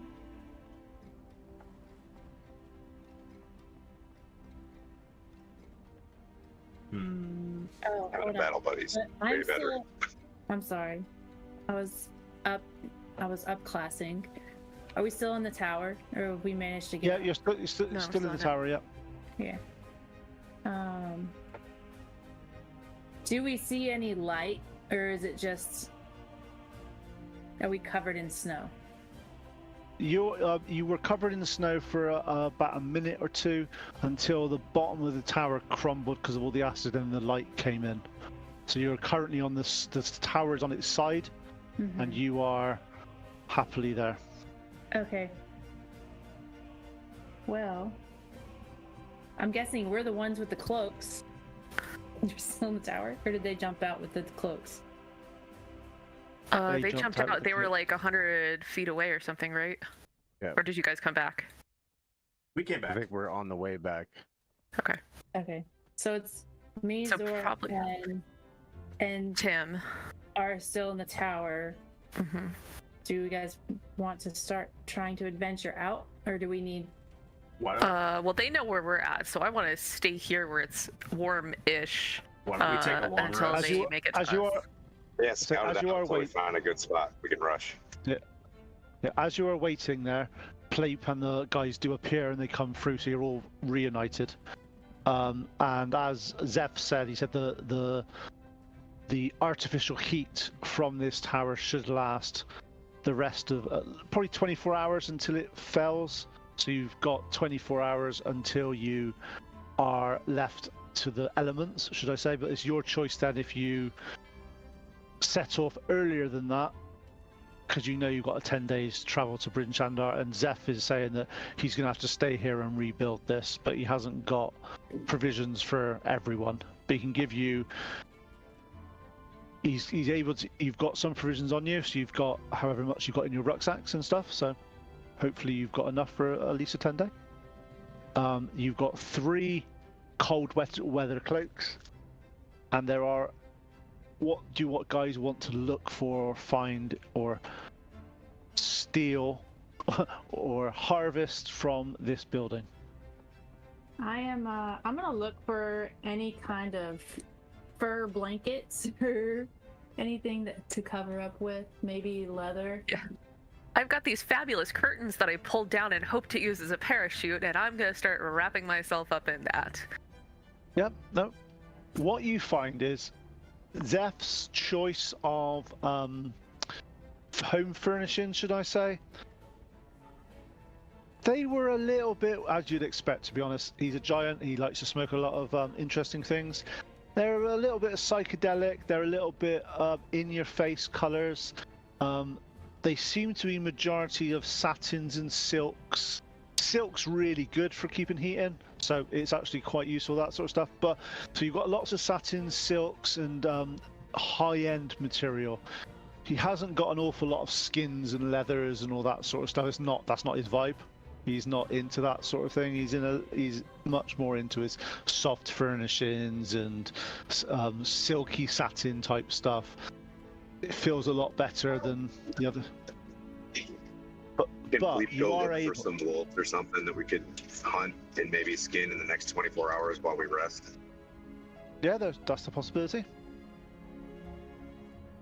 Would you mind taking a peek, see if you see something furry, and maybe we use that, because I think we're not making it down the mountain. Guys, what do you want to do? Tim's gone through and said, actually, might be looking for some wildlife around here to see if we've got any skins or furs that we can harvest from them. I'm going to gather up all that silk and sort of roughly stitch it together, like little needle and thread action going on to try to make basically some like linings, if not really like undergarments or anything, just some kind of rough garment that I can put underneath the cloak that I'm wearing to kind of insulate what we got. Okay. Moriana's from the mountains, so she's used to being cold, just not quite this cold. So she should have some survival skills on how to make some warm items and how to, Yep. To gather this kind of stuff. So I'm just gonna look. Yep. You know, in this type of climate, natural furs, natural materials have always better than any of the sort of the clothing that you'd have down in the lower areas. However, you also know that magic is also, a lot of people, they use magic to keep themselves alive. So if you've got any way of resisting cold or anything like that, there are ways around that side of things that can help you. You know, there's stories of your tribe, of one of your elders that would just spend in very little clothing and walking across the frozen glaciers unaffected because of their devotion to the druidic arts.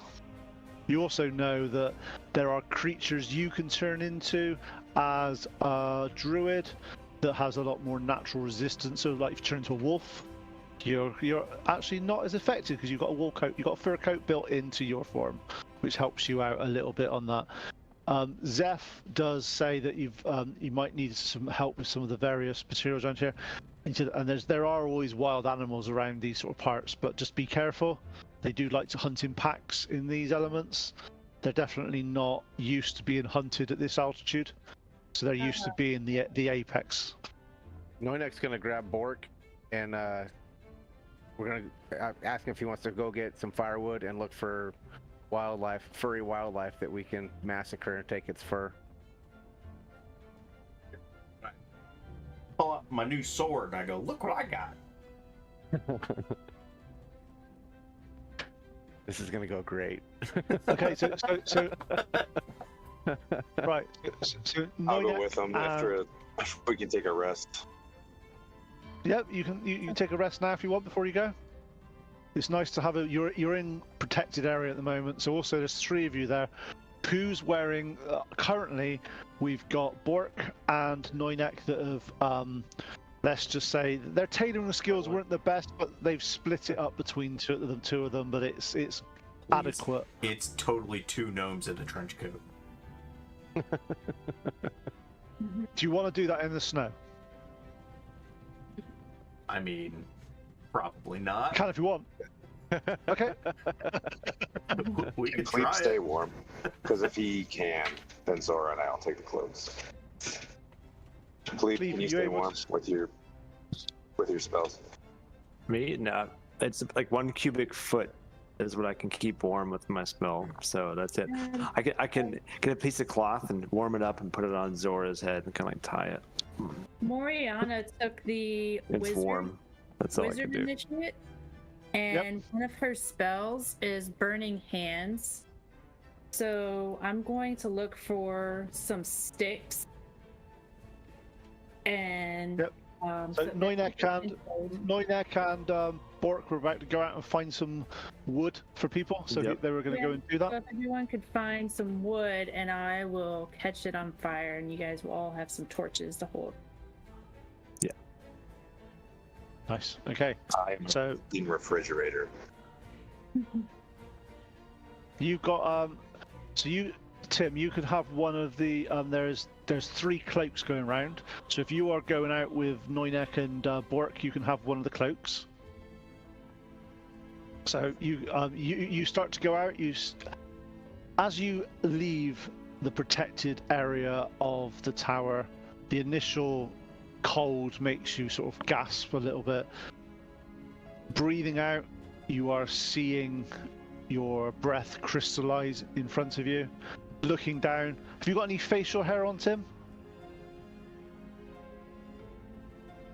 But of course, it's a fantasy world. I have a beard. Okay, cool.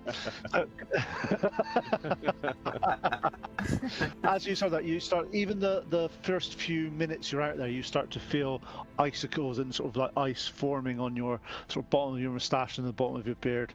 It's that degree of Salty, cold I love where it. you are. As you step onto the snow is quite soft. It's as if this area has never been skied or anything. No, it's not. It's really hot, really sort of powdery snow. Ski lift is shut down. Ski lift has been shut down. No one's tamped it down. It's not been cleaned. It's like it's a pain in the ass. Fresh powder. Yeah, fresh powder. Bork and Noinek, it's up to your chest by the time it stops being compressed. So you guys are having a difficulty moving through this. 2 gnomes in a trench coat would have worked better. For one of you. Let's be able to see. For one of you, yeah.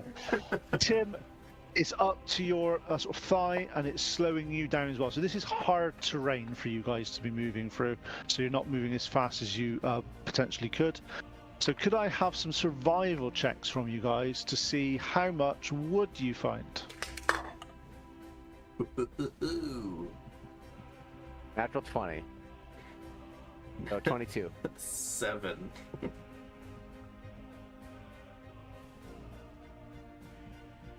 Tim, survival check.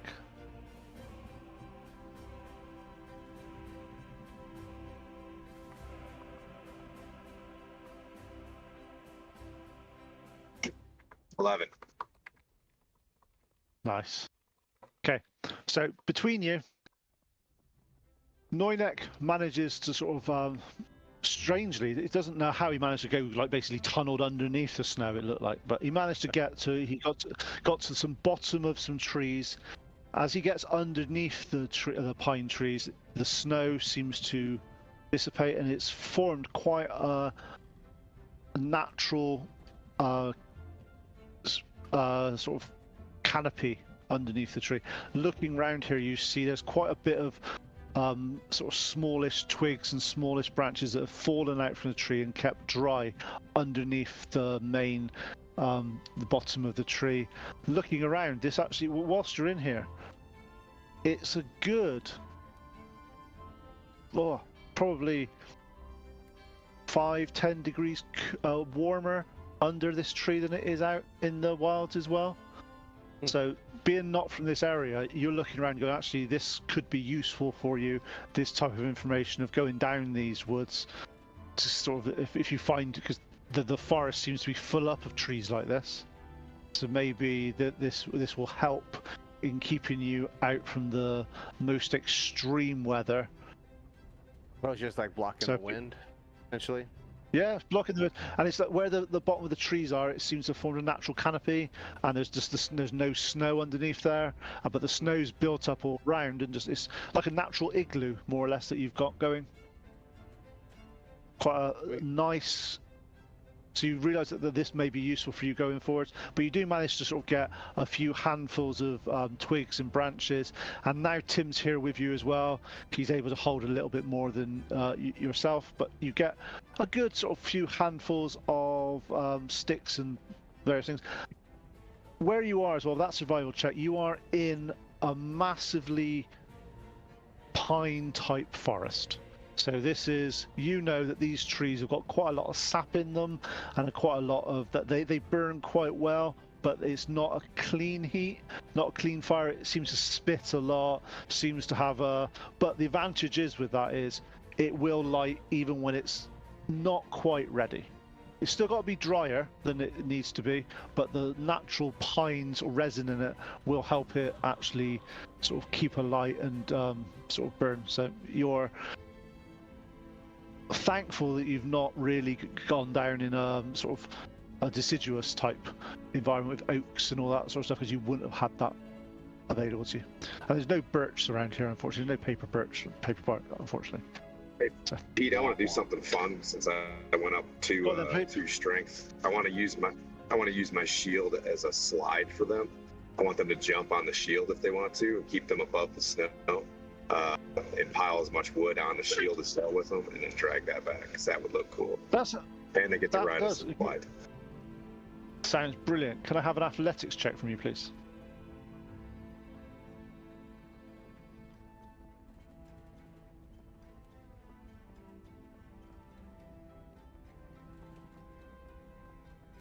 $11. Lots of Nice. 11s today. 11 seems to be the number that people like to roll today. 10s and 11s is definitely the day. You load up the shield, you load up Neunek and Bork, and you pull it through the sled. Interestingly, because from this, you do realise that if your weight is spread out a bit more, you do not sink as much in the snow. So the shield, whilst it goes down a little bit, seems to glide quite well over the shield, over the ice, and you don't seem to have to put as much effort in as you would think. So you pull it back to the tower and you offload quite a lot of wood, and from that, Moriana, you fashion some torches and stuff, and that you catch them on fire, and you have some torches that you are able to sort of contain. You notice that whilst outside with the torch, it seems to make the temperature bearable for the person holding it, but it doesn't seem to travel as far as it might produce. The light might go 15 feet, but the heat is really just for the person that's holding it. Did we find any animals or anything while we were out there? Where whilst you're out there with your survival check, because you rolled really high, you did notice that there was some natural movement of. You saw that they looked like bear prints, but they looked quite big bear prints, and they looked like they'd been there like 2 days prior, and they had travelled east. Doesn't seem to be an awful lot of marten or smaller type birds or smaller type prey that are at this altitude and at this how cold this is. But there seems to have been some from where you are, with obviously with that survival check as well. It's not snowed recently here. This snow looks like it's fresh powdered snow, but it's crystallized on top as if it's not had a fresh coating of snow in the past few days. So potentially, if we could get a bear, maybe we could use the animal fat for torches and that kind of thing. Oh yeah.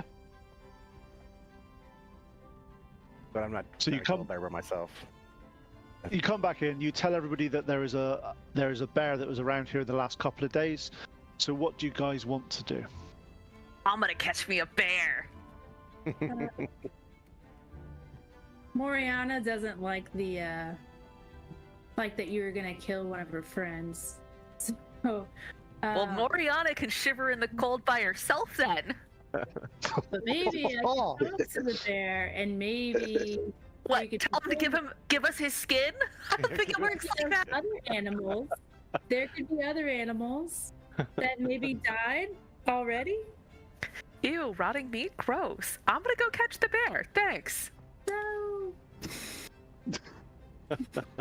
Like 2 days ago, though, you think you could find a cave? Also, I mean, bears live in caves. I feel like Maybe.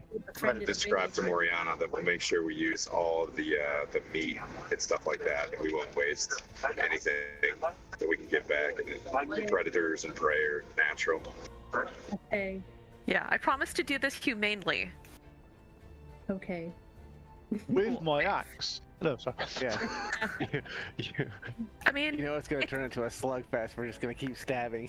it's a great club. I mean, once upon a time, I believe I smacked a bunny with a great club. You know, but that was a long time ago in a Washington state far away. All right. I'm gonna go take one of the cloaks from the folks that just came back and see who else wants to go with me on a bear hunt. And go stomping after the bear. I'm coming to make sure it's done correctly. Okay, Forest Princess. Are you going in human form, or are you going to transform to a wolf? I will shift first beforehand. Shift before I go into. So what animal can you shift into now that you're a level 4? Oh, I'm just shifting, so. Oh, okay. Yeah, I'm not actually going into my bestial form yet.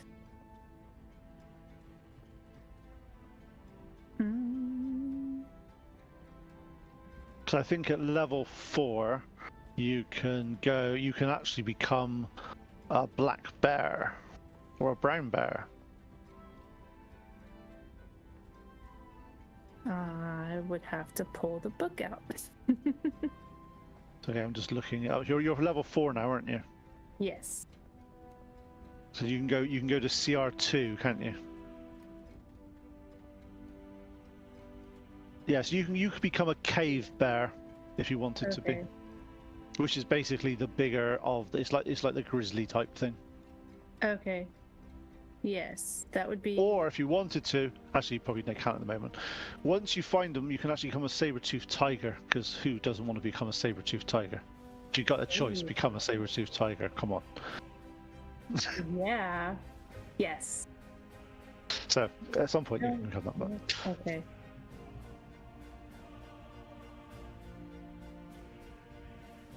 Because is it Moon Druid? I'm just making sure. Is Moon Druid like half your level in CR, or is it a third? I don't think it's half my level. That seems like a lot.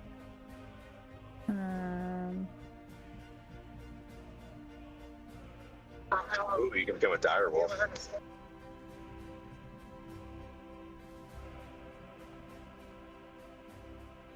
It doesn't say it like Actually, it says shifting. Let's see. For my wild shape, it is it's well, 4th max CR half no flying speed is what it says. I think it's as the Moon Druid replaces the highest CR column with the Fourth chart of the level. Standard Druid. You can Fourth transfer level. into Yeah. it's a It's third. still- It's a third. It says beast shapes is a half no flying speed, like a crocodile. Yeah, so I think the highest you can turn into currently, I think, is a dire. You can turn into a black bear, probably as a dire wolf. Okay. I'd recommend dire wolf since there's a mini right underneath the helmet. Since there's a mini underneath the helmet, that sounds like a good idea that you can use that one. Okay, so who is going bear hunting? Currently, it's Zora. I'm gonna go with Zora. I'm gonna help her out. Beasts. Okay. Probably What are you gonna 3 people- startle him to death? lurk behind so they don't know I'm going with them. 'Cause that's kind of how I roll.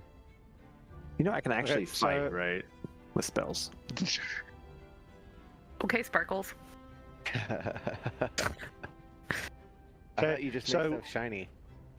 So just to make sure we're going this, and so Moriana's going as a wolf. Zora, Pleep have got the cloaks on at the moment. Yeah, I'm going. Whatever.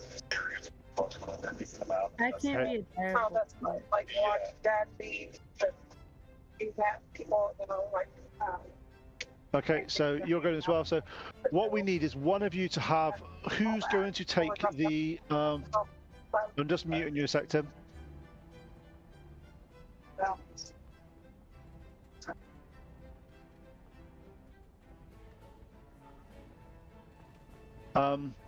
Who's? Because obviously we've got 3 cloaks. Sorry, 2 cloaks that are full size. 1 cloak that's been tailored to fit small people. So if Pleep and Zora are taking the cloaks each, and Tim wants to go, Tim's going to have some silk and some various other things as sort of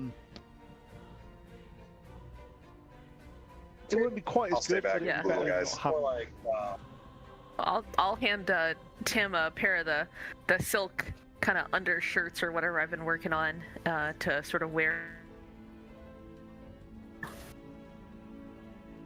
A little extra insulation there. Heat metal on him. Oh, nice. Hey, just hop into this toaster for a second. and how long's heat metal last? How long's heat metal last?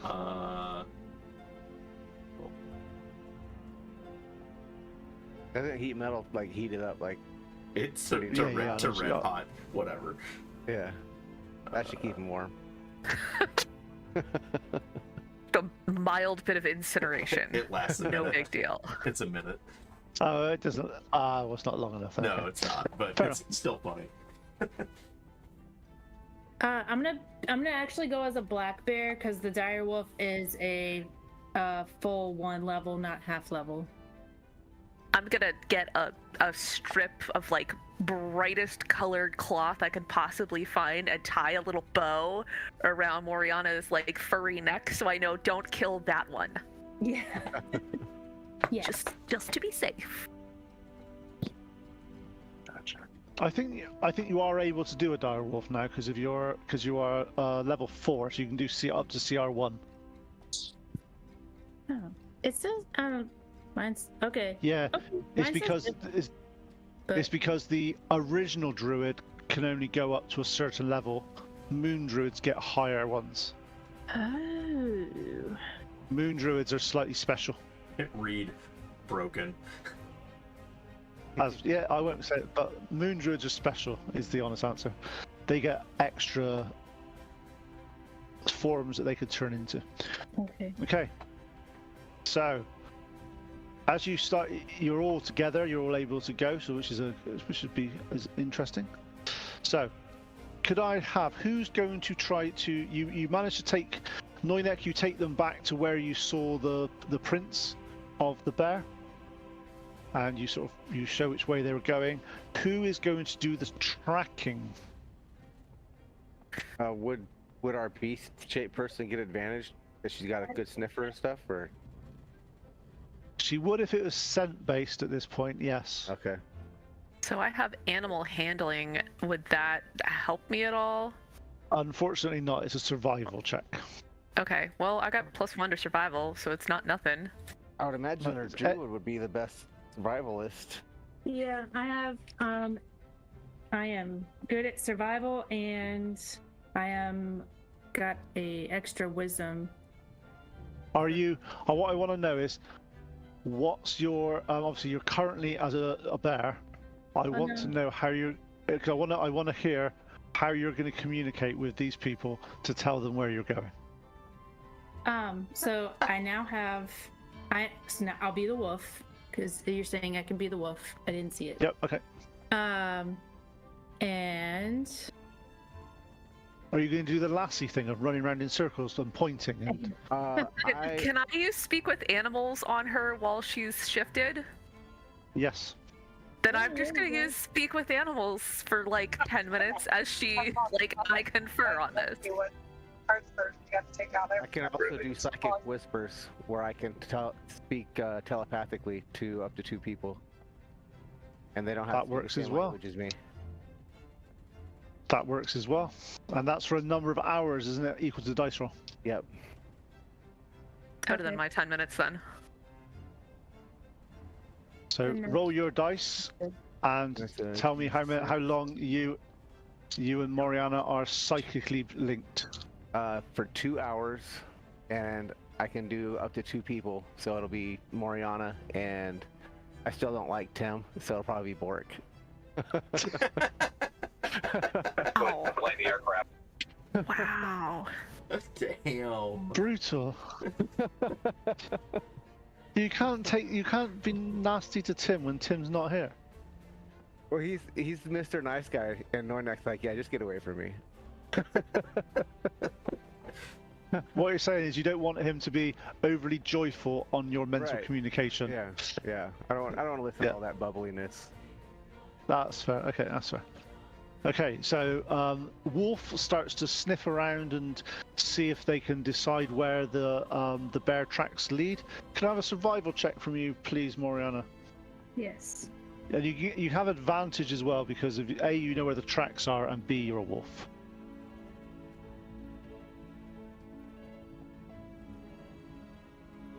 Be right back. That is a 15.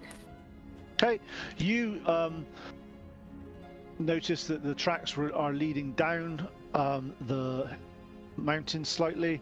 You follow them for the next sort of 20 minutes or so. Luckily, where the bear had gone down, it seems to have lowered. There seems like a little channel that seems to be relatively easy to follow. That the snow's not come down in this area yet, so it's quite working in your favor. As you start to follow it round, you notice that it's bending around a little bit, going between some trees.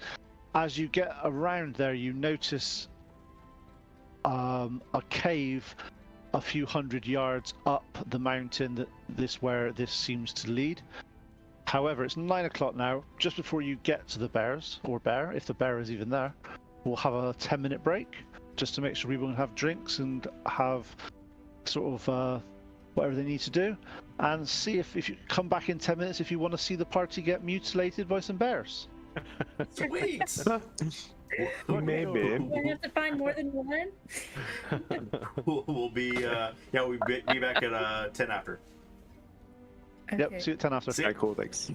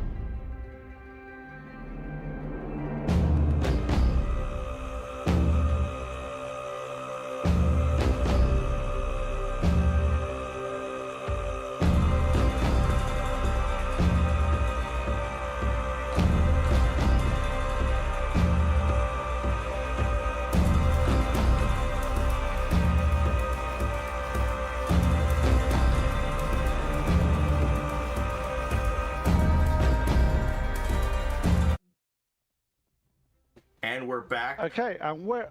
Real quick, I just want to remind everybody as we're coming back from the break, I'm going to throw this up in the chat again. Not that we have a ton of people watching right now, but if you want to enter to win the Wizard Dice Box, click on the link that I'm about to pop back into the chat. And fill out your information there, and we will do the drawing next week. Thank you very much. So, where we are at the moment, you are about 100 or so feet away from the entrance of the cave. Using your tracker wolf that you've got in front of you, you reckon that the cave, or the bears, whoever they went this way, you reckon there's at least 2 of them from recent tracks have gone in. They went in probably a day or so ago, and they've not come out.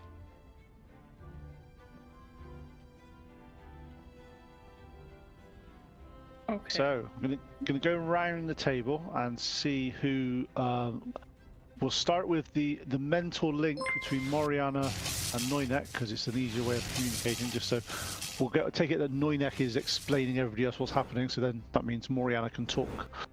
So, Moriana, what do you plan on doing? Your sensitive nose is definitely smelling bear in the cave, and the closer you get, the stronger it's getting. Thanks for the follow, Dazrath. Well, my expert opinion, I feel like we need to lure this bear out. They're probably hungry since they've been in their cave for the past few days. So I would suggest, because I mean, Pleep looks like a tasty bird, that maybe he is our distraction. What do you want me to do? Dress and drag and do the hula? Exactly. Pleep, you're trying to make Pleep the bait?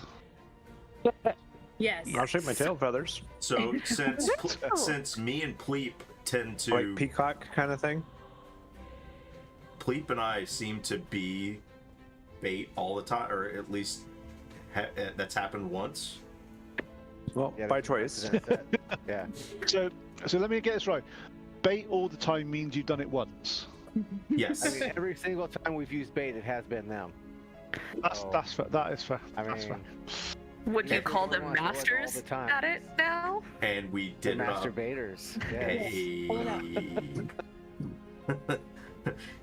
Damn I it! knew where that was going. Now I have to put a freaking notice on this, a disclaimer. Oh. Thanks. Dang it. You mean Sorry. we haven't had to do I that? fell for it. Yeah. Do you mean we haven't had to do that up to this point? Oh, No. we must try harder. Should we create another circus So, for bears? Bears? yeah, Okay.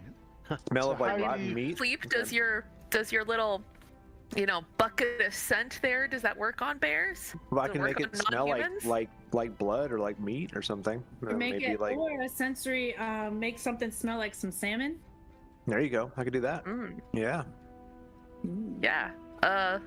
I'll pull out like a little wad of the less insulating cloth and sort of tie it up into a little knot. Can you make this smell good? And we'll wrap it around a rock and chuck it in, sort of let it roll out a bit, and then lure them back out. Hang it in front of their little area. Let's do I it. mean, I was literally gonna just sort of cast a line with it and just sort of. Or you could just Have you make got- it smell like salmon. On that note, have you actually got a fishing line?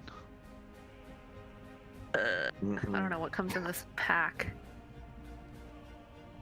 I can just create a little trinket thing and then put it on that and kind of roll it, make it smell, and then roll it, and then do a little puff of wind. Maybe it'll Yeah. carry into the Got 50 cavern. feet of hempen rope. I could cast minor That's Quite Maybe a hard illusion. piece of to that? cast him. Yeah. I On could- that note, how close are you guys getting to the cave? I figure pretty Mhm. close, right? We need to be in eyesight of it. I Pretty close, could, yeah. so I'd say maybe I could cast minor 10 feet illusion away. and make a sound of an injured animal I mean, that might provoke some other animals to Or show you up. could do but- the sound of an injured salmon, and then Please can do the salmon smell. There you go. Okay, but only if you demonstrate what an injured salmon sounds like. I will need a demonstration, please. I need some inspiration on how salmon sound. I think there's Especially in this- involved here. Especially in distress. Come on. I think it just flops.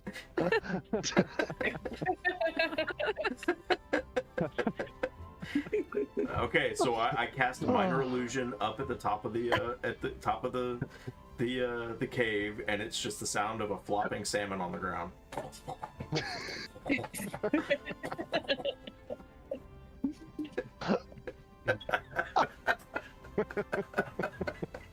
And who knew that was going to happen in D&D? Who knew it wasn't gonna happen? Anything can happen. I think that's the point, right? Kind of meat slapping against a rock. Is that what's going on?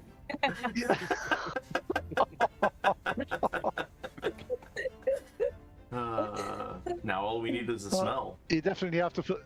A very You definitely have to put a warning on this one, right? And okay, so Pleep casts his presentation and have some wafting smell. I reckon from where you are at the moment, for it to go into the cave, you're going to need probably be 10, 15 feet from the entrance type thing. Sure, Yeah, I can. about 10 feet. I can cast that 30 feet. So I have to cast mine 10 feet, so I gotta get closer. I'm 10 feet from the cave entrance. So is anybody going up with Pleep, or is Pleep on his own at the I moment? mean, if Pleep's gonna fly, he can just carry me, and then we can, do the Pleep Bork show. I Moriana. need to create like a satchel for you, or like a little seat for you right there. A little saddle. Moriana's gonna climb Yeah, on top of like a the baby carrier. Sorry, Moriana, what's that? How tall is this cave? It's a good. It's about a 5 foot opening. It's just one of these. Okay. The choice is: are you gonna from the, Face from that the way, thing, right? you're gonna get. Are you gonna get a Master Blaster platform? Are you? Yeah, I'm gonna Mad get Max reference. on top of the cave. Yep. And I'm gonna wait for Okay.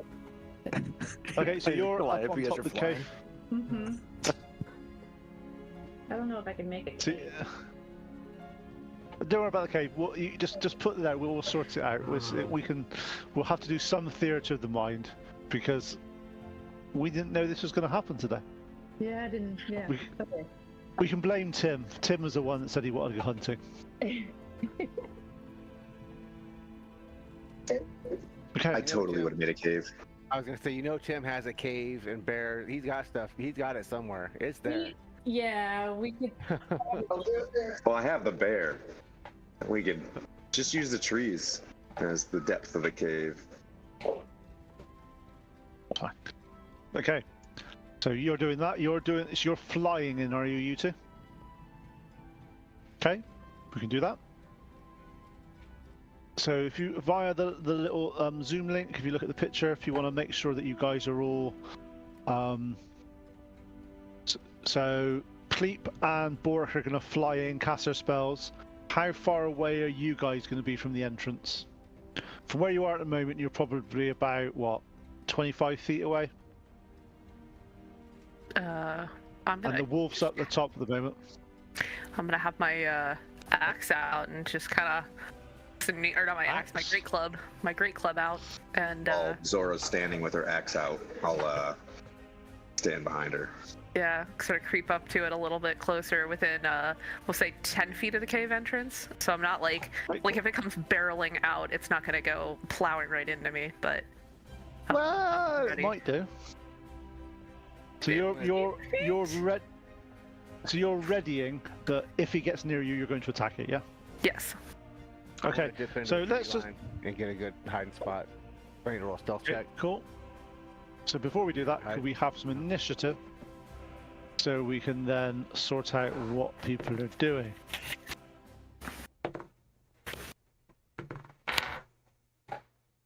Okay, so first of all, let's start at the top of the round. Did anybody get over 20?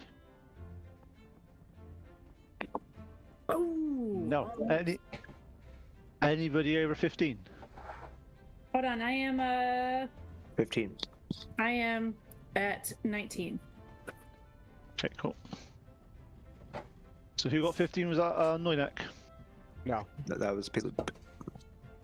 Cleep. Okay, cool.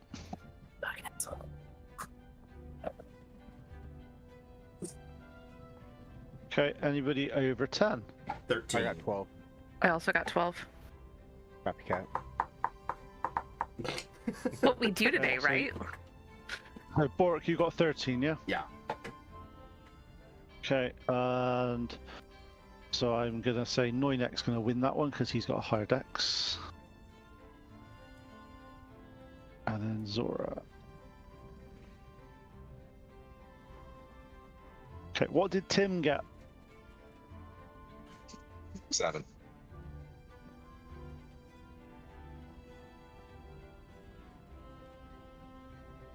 Okay, so Moriana, this round, Moriana, you've gone up to the top and you're waiting at the top, waiting for the bears to come out. So you're there.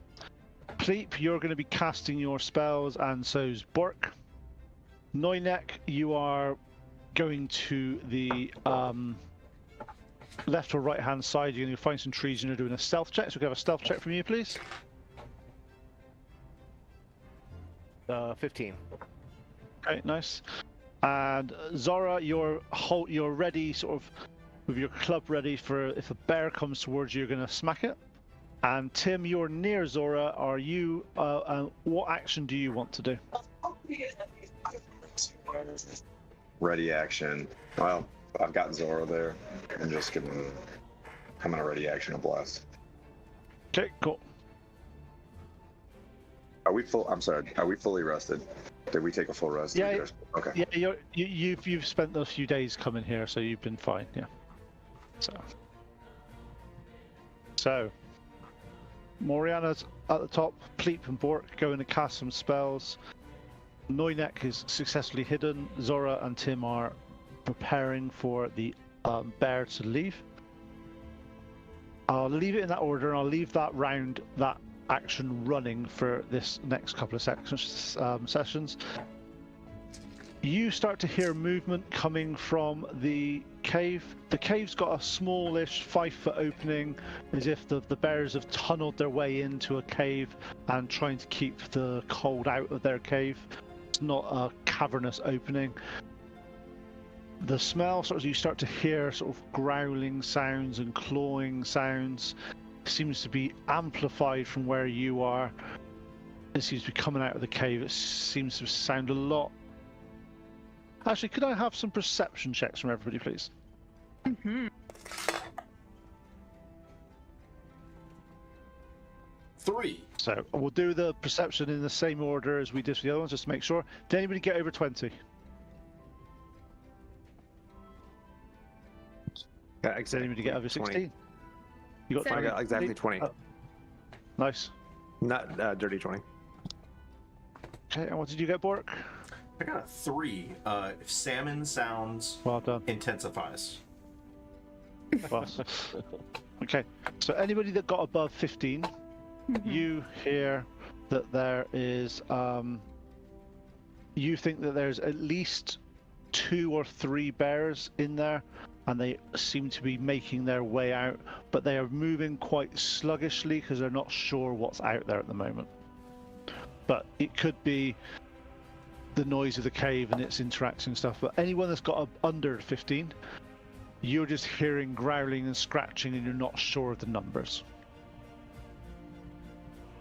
Distressed salmon sounds intensify. Communicate to Fleet, because I think he's pretty far away. Actually, he's the one that rolled a 20, I think. But I tell him I think I hear three bears in there. Yep, I agree. It's the same. I think it's the same. You heard Okay, that? so holding your action, holding your turn, yeah. Some people are observant, Bork. I'm gonna tell Pleep to tell Zora to be ready. They may need to like sneak out and be tactful if all 3 come out. Okay, relay the message. Okay, give me a second.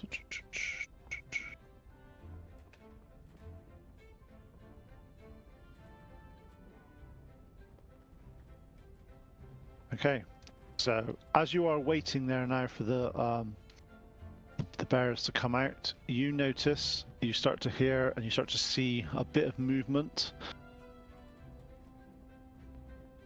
out of after about the next couple of seconds. Everything seems to be a bit tense at this point, where you see a large brown and black sort of this is one of the biggest bears you guys have seen. You've seen them before, Moriana, and you recognize these as what you call cave bears or grizzly bears. Basically, these are the big, sort of nasty, large creatures. They're sort of 900 pounds, big bears. As they start to sort of put their head out, you see them sniff, and then as they look up and see you, two of them just come running as fast as they can out of the cave towards Zora and Tim. At this point, Zora and Tim, you get to have your action, so you get to attack it. Wait.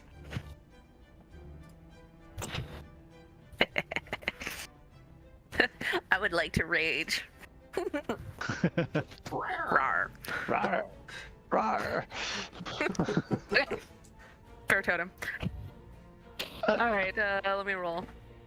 I'm gonna swing this great club at it.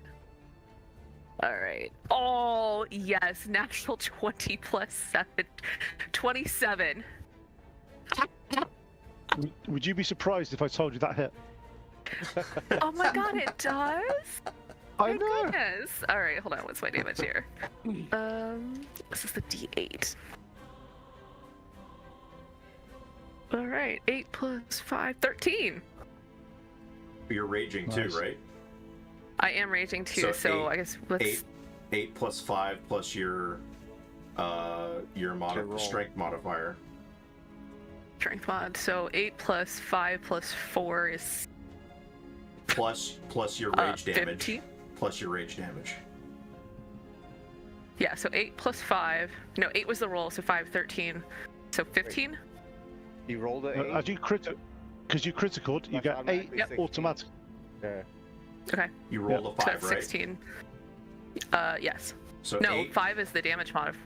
So it's a D8 plus 5. Okay, so it's Okay. 8. It's 8. Okay. Roll the For your D8. crit. She got an 8. Which was 8. Oh, She got so that's 16. Plus 5 is 21. 21. Plus your Plus rage rage. damage, which is Which probably is an extra 2. 2 for 23. Yeah, there you go. 23. 23. Bludgeoning. Nice. As you sort of you do the bear comes towards you, and you basically sort of like you should have been in the major league, and you basically sort of like whoosh, bang straight. You see the head swivel to the side, and you see a substantial amount of his hit points has been taken off, and he's looked staggered, a little bit like, the hell hit me then? Tim, roll a hit on against a bear, please. And are you attacking the same one or a different one? Yeah, I'm gonna help her out. Only one. So. So what was that, Tim? I missed that.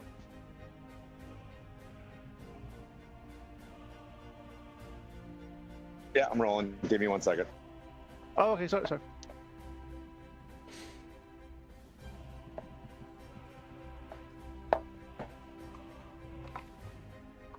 So 12 to hit. 12 to hit. That hits. They're not the most armored creatures.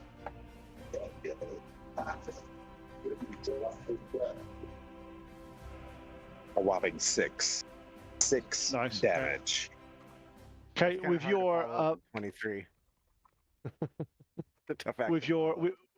with your slight attack you've done there, you notice that the animal now is slowly bleeding from one of its mouth, as if it's been slightly hit under its 50% hit points. Okay, so we'll go to the top of the rounds now. Moriana, you go first. Okay, so You are at the top. There's two bears that are down attacking your friends, and you are currently above them. 18, 14, 18 plus 5, 18. Okay, so the dire wolf is gonna jump off the cave onto the bear that Zora and Tim are attacking. Yep. He's gonna use attack tactics, so he gets advantage, and he rolled a 18, 19, 20, 23 to hit. Nice. As you launch off, you land on the back of the bear, and you take a massive bite out of it. And he's going to cause an 18 plus 3, 21 points of damage. How much damage is that dire bear wolf doing? Wow. Yeah. Okay, so you land with the full weight of the dire wolf on the back of the bear, and you bite in. As you do that, the bear collapses underneath the attack and just falls unconscious underneath you.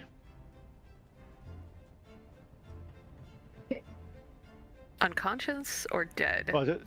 At that time, my wolf is gonna howl, or like tries to scare off the other bear. Okay. He doesn't seem too impressed, but you do hear in the distance, a few miles away, another howl. Oh no.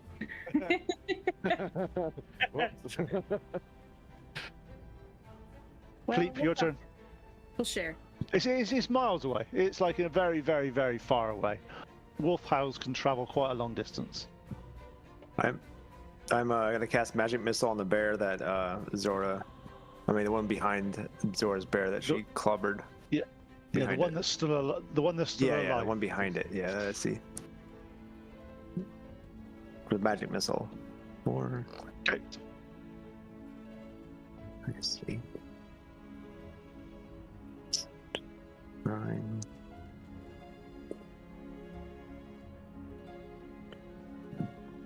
For 16 damage. Nice. Your as you said, so you're basically your multi-missiles fly out in little shards of little icicle things. You said they were, you said. Yes. They sort of fly around and shards that come out. Shards. One after shards another. Of ice, isn't it? Yep. Yeah. All of them hitting. It's as if you had to aim each one of them, and they were perfectly aimed as well. Well done. Nice. Appreciate it. That's Magic missiles are great like that. Magic missiles are amazing. Yep. They make you look like the best shot in the world. Yep. Yeah. Oh, Look how good I am at shooting things. Look at that. Look at that auto target. I mean, how I aimed that spell. Aimbot. Yeah. Yeah. Why are you turned to In fact, it looks like it's going. Like, why are you turned the other direction? They do make you look good. They really do. As you do that, you shoot the bear. The bear sort of rears up and walks towards the nearest people to it, which is Tim and Zora. Zora, let's see. It's going to take one bite at Zora, which it rolls 15. Hit. Okay, take 10 points of piercing damage. I'll take 5. 5. And then Tim, does a 16 hit you, Tim? Don't think it does. I don't think so either. No, sir. His AC is like No. 48 or something. I'm a 19. Yeah, so it bounces off your armor. You just feel the weight of the claw that may have done a bit of more damage, but your superior armor prevailed. Bork, your turn.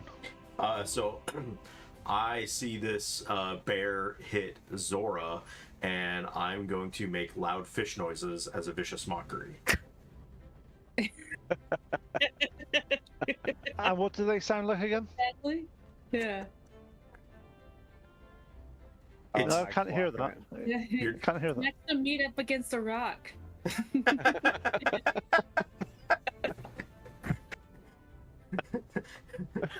Salmon. It's called salmon. The spell is now called salmon. Salmon sounds intensify. That's what it is. And it needs to make a wisdom saving throw of 13.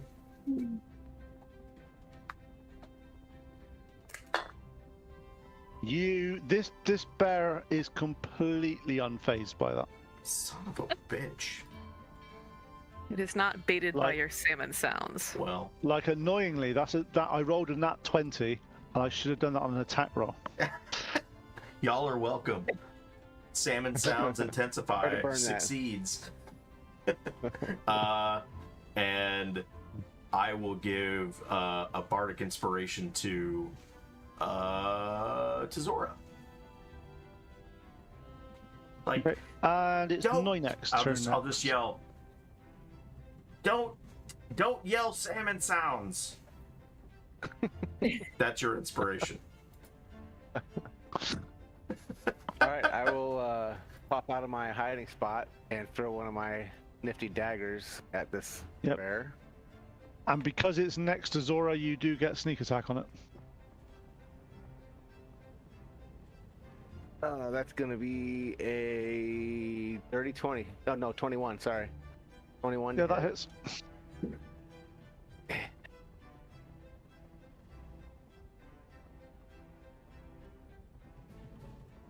That's 11 points of psychic damage. Is that with your sneak attack? Yes. Was that not What supposed did to you use roll? sneak attack? I rolled No, a yeah, no, but I was 5, 4, and a 2. But then you get plus your dex mod as well. Yeah, that's only 3. That's 14. Yeah, I was gonna say it was definitely 11 was way too low. Yeah, I forgot the dex modifier. Okay, yep. With your psychic damage, weirdly, you guys see the dagger fly through the air and embed itself in the bear, but there's no visible marking of the bear. However, when the damage did go off, again, a small trickle of blood did come out of his mouth, as if he's now bloodied. And I'm gonna use my bonus action to throw a knife with my other hand. Okay, That's not good. That's 13 to hit. that still hits. Sweet. It's a bear, unarmored. And that will be 4 points psychic damage. Nice. Okay, cool. Also pissed because Okay, it hurt salmon, and there's no salmon. I know I heard a salmon out here. Zora, your turn. All right. Well, let's just swing on this bad boy too. Oh, fucking kidding me! You have bardic inspiration. I rolled a 1. Oh. Oh no. Okay.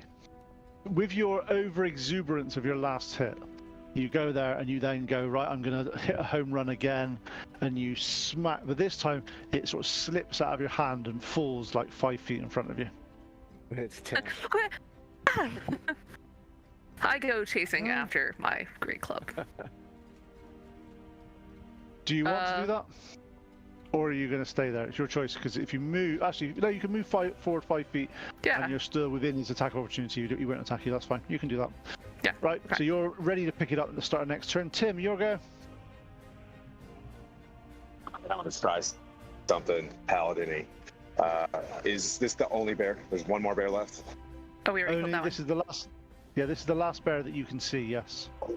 I'm going to attempt to intimidate this thing so it runs away and cast a Cure Wounds on it to try to appease the druid in the party. But we need its 'Cause I think we pelt. have enough for... We've got, like, one, right? It's huge, right? That's what he said? I think we'll be okay. That's what I'm doing. Can I roll to So you intimidate? yeah. Also, if you're going to lay on, you're obviously going to. You got to touch it as well. So you're going to have to roll an It's only attack roll. bloodied. You said it was bloodied? Yeah, it'll Yeah. live. So you're intimidating it. How are you going to intimidate the bear that you're attacking for it Well, to because run I away? because I did an 8. I said roar, and it didn't work. Oh. I love that he's doing this in the airport. Roar. I have no shame. There are people staring at me. It's okay. Good. The lady sitting next to me on the plane before I deplaned, I was talking about how I wanted to use bear skin and stuff. She's like, "What's going on right now?" I'm like, "Don't worry about it." Mind your business, lady. None ya business. Okay, so you attempt to intimidate the bear, but the bear looks at you quite quizzical, like the fuck, man. Okay, top of the round. Side, like, huh? Moriana, your Zora, turn. You got the bear skin. there. Is this bear completely out of the cave? Oh yeah, they're both outside of the cave. Okay. Moriana is gonna cast Mold Earth, and I am going to. As you're a wolf, you can't cast spells. Oh, can I not? No. It's the limitation of being in a nice furry creature's body. As I feel. Okay, I'll take your word on it.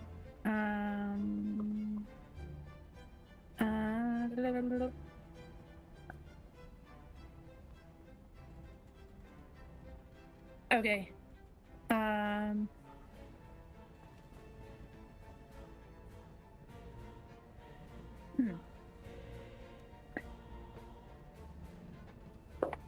Okay, I am going to then. I'll bite him. Let the dog out. I'm gonna bite the bear. Okay. That is a 18 to hit, That hits. and that is 15 points of damage. Nice.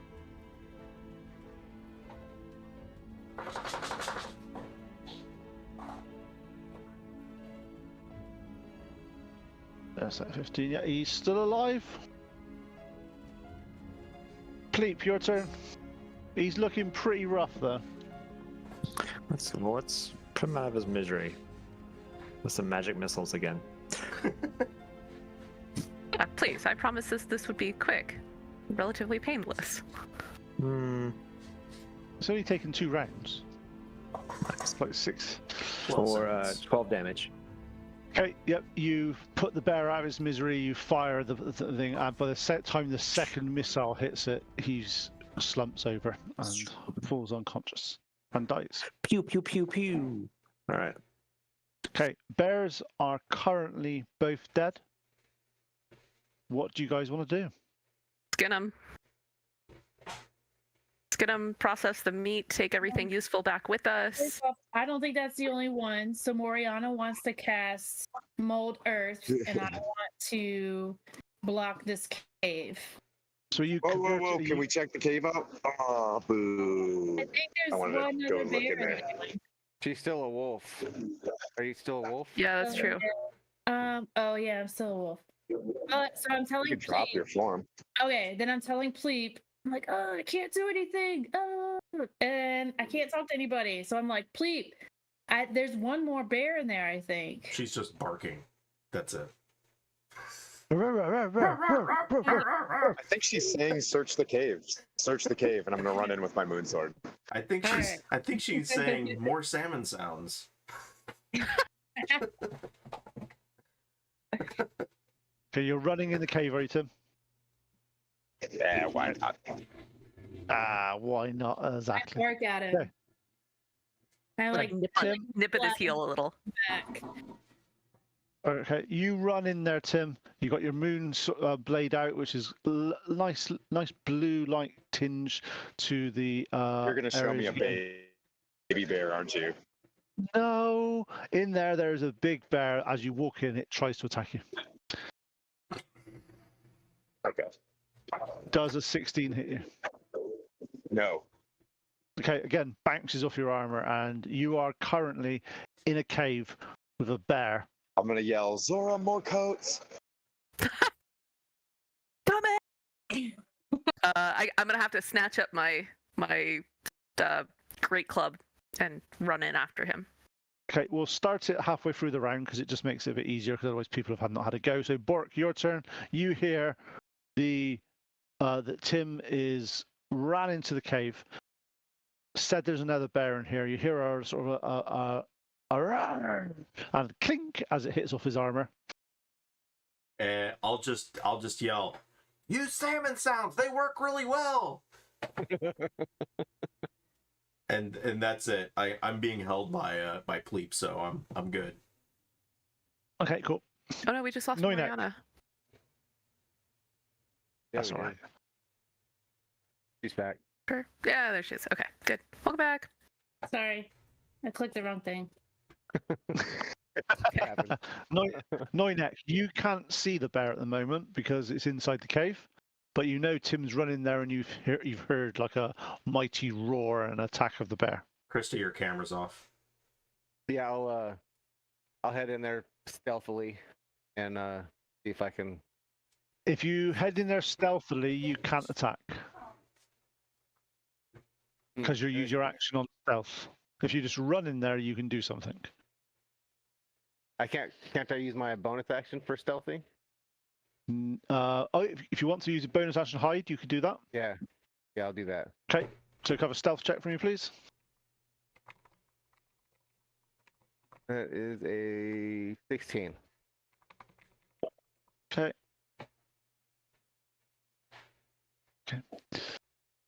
And then I'm assuming I go in there and I see what's going on. As you get in there, there's two spaces where you are to get in the cave. As you get there, you are next to Tim and the bear. All right. Because it's quite a small opening, and as you get in, you're next to the bear. Oh, so I'm in melee. You have to stab it with your things instead. Yeah, I'll do that. 18 to hit. That definitely hits. I don't get sneak attack, right? Or do I, since he's right next to it? You do, because Tim's right next to it. Sweet. That's 7, 12. Nice.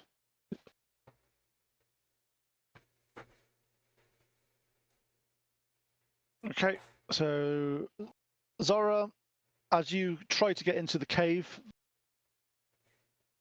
Tim is there, Noinek is there, and there's a bear behind them, and you can't seem to get in any further. I suppose I can't just be like, move, push them out of the way. Is it just because you could probably it's toss me too pretty tight? easy, but it would use your action, I think. I think it would too. I guess I'm gonna just sort of choke up and be ready. All right. Tim, you're in front of the bear that tried to attack you. Okay, I'm gonna hit it. Actually, can you hear me? I'm gonna call smite. Got it. Just in case this works.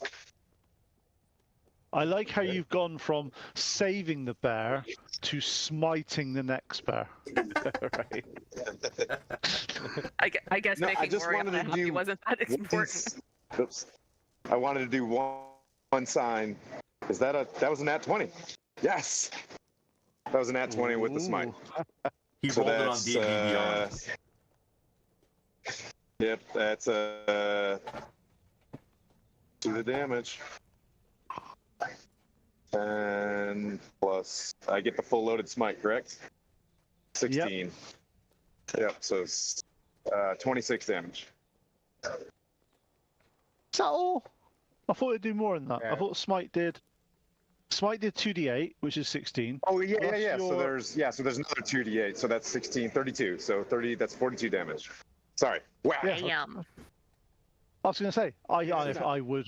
It's not bad. Yep. I mean, 42. So you see the sword light up. And By the way, you and smoke this killed thing. it. You killed it, by the way. Sorry, Moriana. I got another coat. It's okay. So Man. you see Tim in a holy rage attack the bear. Realizing that you also want to keep the pelt, he goes for a stab and goes straight through just to minimize the damage to the pelt. Obviously, you don't want to chop it in half. But he goes straight through the blade. Blade's blue light fades as it enters the bear, and then as he pulls it out, blue is returned to the cave. As he does that, the bear collapses, dead. You have 3 bears, skins, and everything that comes with them. We got warm Here's clothes justice and is dinner, merciful. And a place to sleep. and we can. sleep in Moriana, do you think that you could build me a nice little bear coat while we rest in here for a little bit? I think I can do that. Obviously, you're going to have to The come back. best that you've ever had. Does anyone with the survival skills? We'll do a few things. We'll get a few. Who's the best at survival here? Is it Moriana? Probably me. Okay. He's So all good. first, He's all good. first of all, then we Bless. have you casting bless. Oh yeah, we need these really bad. So I'll use my second spell slot for bless for whatever she's doing. Okay, so on bear 1, first of all, we're going to do these one at a time just to see how well you get the pelts and you butcher and all that sort of stuff. So could you give me a survival check for bear 1 with plus 1d4 for your bless? Okay, so that is a 19. And is that including your proficiency and all that sort of stuff as well? 17, 18, 19. Yes. Oh, 19 plus proficiency. And if you're proficient and you're all that sort of stuff. 19, 20, 21. Okay, cool. Bear 2. You got a +5 to proficiency, right? Yeah. Survival. Yes. So Yeah. it's 90. So it's actually 24. Huh? Okay. I rolled a 12. Rolled a 12 plus Oh. the 5 plus the 2 from bless, and then So plus that's proficiency. so 19. So 19's fine. That's what the You're plus right 5 the is. First time. Ignore me. Bear 2. Do the same again for bear 2. Stop mansplaining. Okay, here we go. 19, 20, 21, 22, 23, 24, 25, 26, 27, 28. Okay, this one, obviously your first one you were warming up on. The second one, you just literally just went. It came off like, may not have even been. It must have been loose. You got it as a perfect pelt. And bear 3. Right. Would be a 27. Nice, yeah. So you get the first pelt comes off in a reasonably good condition. You know it'd be a good pelt if you ever did sell it, but obviously you could use it for that. The other 2 are near perfect examples of what you'd expect a bear pelt to be. You've managed to get them off with the least amount of fat, the least amount of sort of flesh attached to them, and you know they'll tan and they'll clean up perfectly. Perfect. There you So go, you've got- guys. I'm gonna start we rendering the have- fat for myself. So we have 2 full cloaks. We have one cloak split into halves, and now we have 3 pelts. So Yes. and then And 2 those little pelts- halvesies. Yeah, So these 1, 2, 3, 4, pelts, 5, you 6, reckon 7.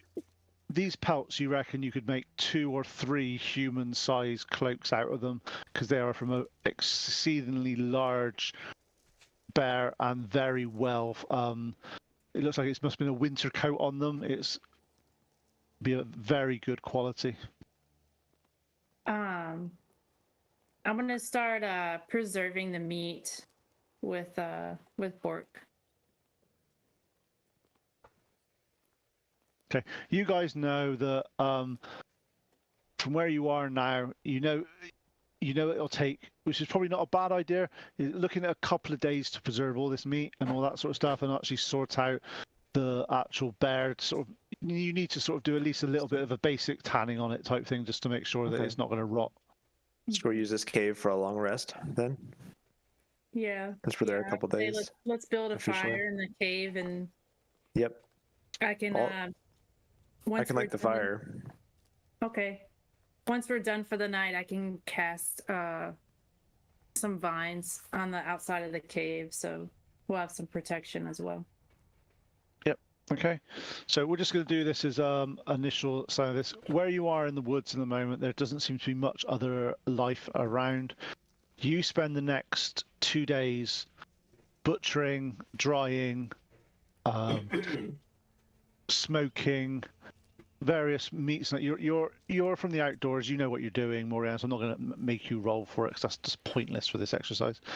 So you managed to get, you reckon, at least say about, for all 6 of you now, with the amount of meat you've got off this, you know you've probably got a good 30 or 40 days each rations. The more the problem's going to be is carrying this sort of stuff, but you do have a bag of holding there.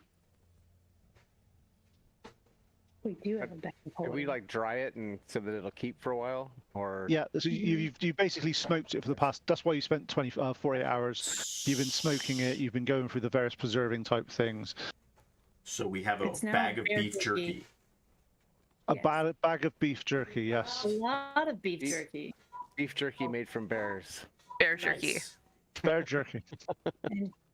It's a little bit more gamey than beef, but it's fine. A bag of bear Does jerky. food keep in a bag of holding? don't know what No, How a bag of holding. Uh, the thing with the bag of holding is if you had put raw meat in there, it would go off. But because you've put smoked meats in there, it'll last as its normal amount. It's not. There's 2 ways of doing bag of holding. Some people do it as like it's an extra dimensional space. You put it in there and everything freezes. It's a nightmare trying to figure all that out. So I always do it that it's basically just like a extra big bag that just does what normal Right, stuff would do if okay. you put it in a bag. Cool. Otherwise, people start getting weird with monsters, and I'll cut off this head and put it in the bag of holding because it will stay fresh. Food. So, but yeah, you spend the next couple of days. You've got more than enough jerky, and Moriana manages to sort of make each of you with the anyone that needed it anyway. You've got a bearskin cloak. So I think we should rename ourselves to the Bearskin Brigade. We're clearly not the Guardians of Harmony, since we just killed 3 bears. Oh, We did it harmoniously though. You I guys did it for survival. That's the only reason I was okay with it. and hey, I mean, to be fair, we did kill them about as quickly and humanely as possible. It was done tastefully. Especially the So- part where Zora bashed that one bear's skull in. I Right? mean, Like, was you a could tender not have moment. asked for a faster and more humane kill. yeah. okay, so you then you head back towards the tower. You see Zeth is.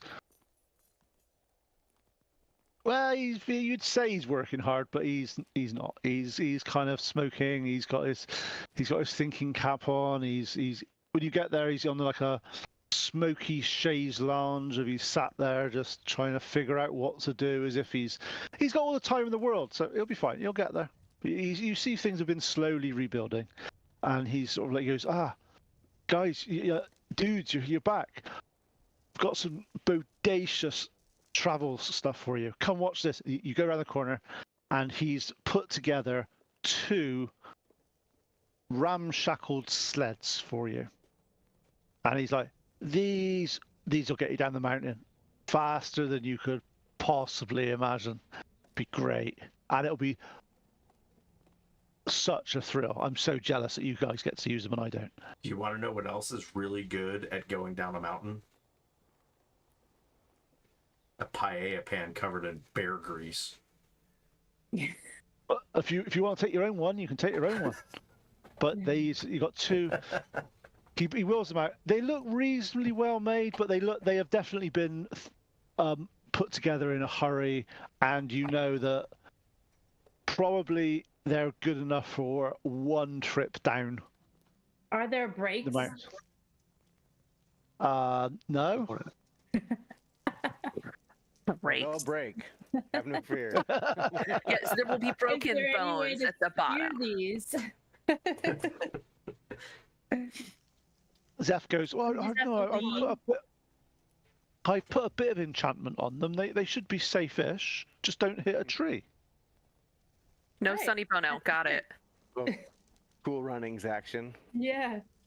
Yeah, Feel the rhythm. Feel the ride. it's your choice. But as always, the choice is in your hands. But think of the stories that you can tell of going down this mountain on these things. It's virgin snow. Virgin snow. How often do you get that? I mean, I can have a virgin pretty much any time I ask for one. So, oh wait, that's not what we were talking about. Sorry, my bad. Oh. Oh lordy. I've never, as much as I've lived in snow, I have never gone sledding. So this will be interesting. How Well, these many are people can these sleds 2.5 hold? These are 2.5-man sleds. Okay. Fair enough. They've been sized. They've been sized for 2.5-man sleds. I was gonna say because So, I can make a paella pan that's good for 2 gnomes. Well, it's you could get 2 on each one, and then go on your own transport if you want to. That is fine. Noinek, you want to go on a paella pan? No. Oh, okay. No. You're gonna ride on each other's shoulders? How would that even work? It's 2 gnomes You in a can trench still- coat, and then they're surfing the paella pan, right? Yeah. You can still do your pilot plan if you want. It's up to you. No, I don't have to. I just thought How- it'd be fun. yeah, how We have fast this is- rope. You could go So- behind the sled on your paella pan. We could pull you. So how fast would this thing go? Would it be faster for me just to fly, or should I just? You on a think plan. that initially you talk to Zeph, and he's like, you get to fly every day of your life. You don't get to go on a sled that much, especially this high That's up. true. Good point. I I'm reckon. gonna do I that. reckon. After the first minute or so, you'll be going faster on the sled than you will be flying. Nice. I love it. Pete, you guys have, you have autonomy on this. You can make your own decisions. Also, Pete, dude, fucking sled. I guess I'll know. take the sled, Pete. I guess I'm going Thanks. instead. You can Pete, fly behind you're and watch. like my mom right now, but I made you a sled. Use the sled. I'm gonna grease up the slot. I'm gonna grease up the blades with some bear grease to make it go even faster. Oh, sounds good. The question I have is, who's going on which one? Going on the one that does not have Tim on it. I'm going on the one with Pleep. Okay, so Because that if means things get Noinek hairy, I know I can bump him out and he can go fly to safety. So Noinek, Pleep, Jeez, and thanks. Zora, Yeah. and Moriana, Tim, and Bork. Sounds good. Yeah, he said, and Zeph does go, oh, look, I've put a bit of magic into this, it should be fine. But I reckon if you go down on the sled, it'll probably save you 2-3 days. Might take you a day or so on the sled. Just don't crash. You'll be fine. Just, it'll be the most excellent sled adventure you've ever been on. So how exactly do we stop? Get to the bottom. Well, I can't It plan will be a everything. sudden arboreal stop, which means you're going to hit a tree. Or it levels off at some point, you'll be fine. Can't be downhill forever. Don't believe him. Okay, all right. I hope there's a straight down road we could take. Okay. So he goes through and explains to you how you use sleds. One of you needs to be in charge of the sled, and he recommends that the person in charge of the sled is the most athletic of the people. So Tim, And Zora. So. Thanks, Bird Brain. I'm just gonna be holding on to Pleep's legs just in case he like panics and flies away. I go with him. You go with his little like bird legs. You go, we go. Tell you, you need to have that strap made, that like baby harness made. It needs to happen. Little backpack. Little baby Yep. That was definitely Moriana made. needs to make That was one. definitely made with some of the bear skins. Okay, yes. Well, let's backtrack that. Let's ask for it. A baby Bjorn. You got a little- have it. So you is blaster action. So yeah, but are you on the front or back? That's the key. Oh, it has to be the front. It has to be the front. Wings Like are in the back. Yeah, the wings wings. are the back, so it has to be in the front. Yeah. And they're facing front ways, so they have like their legs and arms dangling, like, dangling and stuff. It's So- a baby Bjorn Total Bjork. Recall vibe. Wait, So basically, you are so very very how do I put this nicely? Vulnerable. A bit. Little I baby. mean, I can still shoot from that position. My arms are free. So Yeah. I want to know what happens if Bork. No, if Plep dies and falls forward. Do you get like you yeah, I stuck have to under? fight my way out. There's snow, so I can just dig my way out. Yeah, that's fine. That's fair. That is fair. Okay.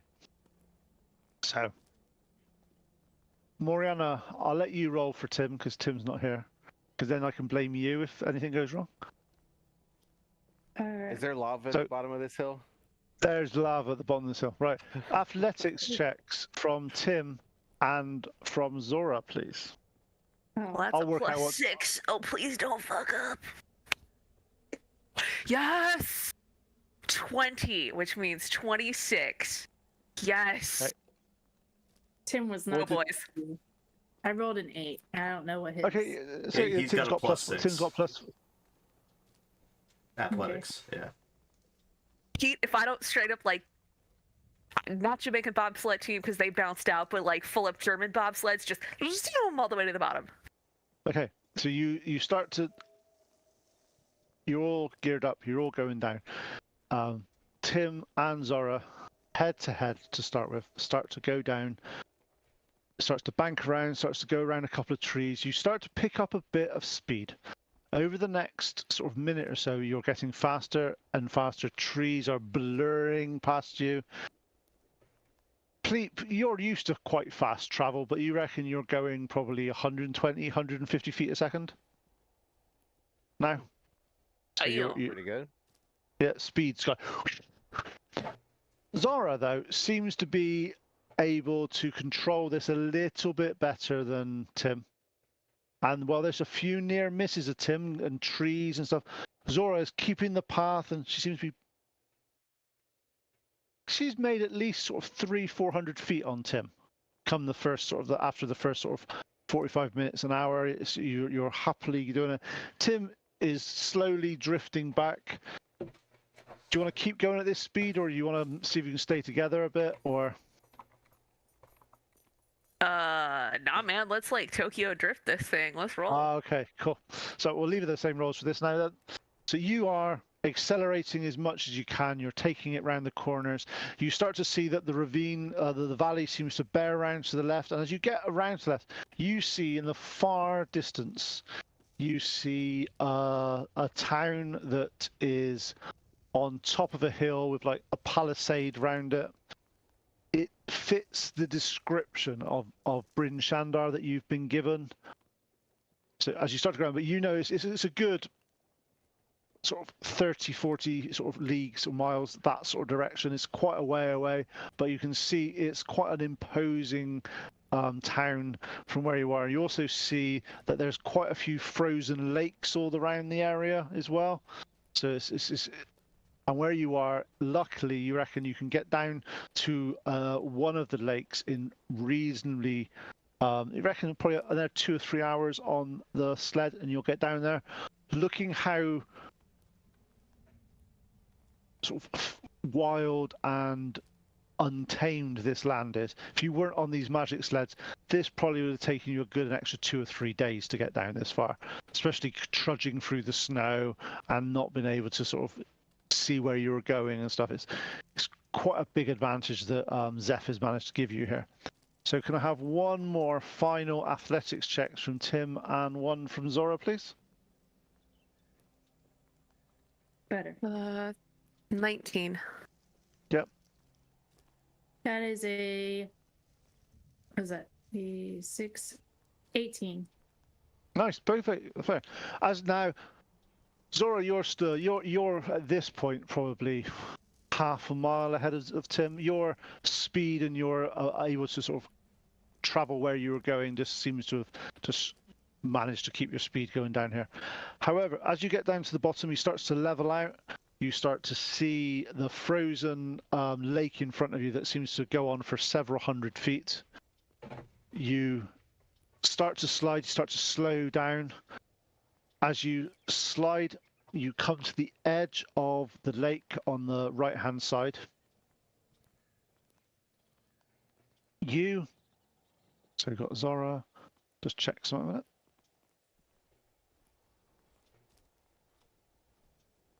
So we've got Zara, Noinek. Noinek, with your passive perception, when you get down, you see that they're on the side of this side of this lake, that there are several creatures that are in the snow, partly covered in snow, and they are dead. As you start to pull up to and you slow down, this is where you naturally stop on the sleds. You notice that they were probably 6 or 7 of the biggest wolves you have ever seen. Even bigger than sort of similar sort of size to what Moriana was. Oh no. Can I take a closer look and see if I can figure out how they were killed? Like what kind of injuries? Yeah, of course you can. Of course you can. Could I have an investigation roll, please? 7. Did you not roll? I rolled a 4. 7. But I got +3, so 7. Oh, okay. So you're looking right. Sorry, was that Moriana? I feel like I should talk to them before we do anything. Oh, they're dead. They're dead. Oh, they're dead. Oh no. They're all dead. They're all dead. They've all been. As you start to look around, you see that they've been torn apart by some massive clawed hands. And with your passive perception, and can I have a survival check from anyone that's there? Oh, Zora or Sleep. That would Yep. be Me. I Zora or Pleat for this one. Okay. Okay. Or Noinek. 11. 9. This is 10s and 11s Okay. today. Yeah, it seems to be 10 and 11 day. Okay, Zora, you look around, and in front of you is surrounded by lots of various things, but you see a footprint which is a good sort of 12, 13 inches in length, a good 6, 7 inches wide, but strangely looks relatively humanoid. But it's a foot? Yep, and we'll leave you there for now. You three start to get down to the bottom. You manage to catch up to these people as you pull in roughly near the same size.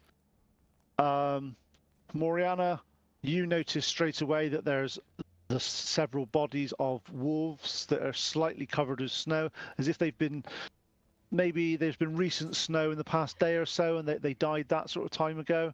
They are rigid. They're as you get closer to them with your passive perception, you notice again that they have been ripped apart. There's not really much usable fur and stuff on them. Could I have a survival check from you as well, please? Anyone that's around. So Tim, Bork, and Moriana. Hey, would guess what that is? be A 10. 22.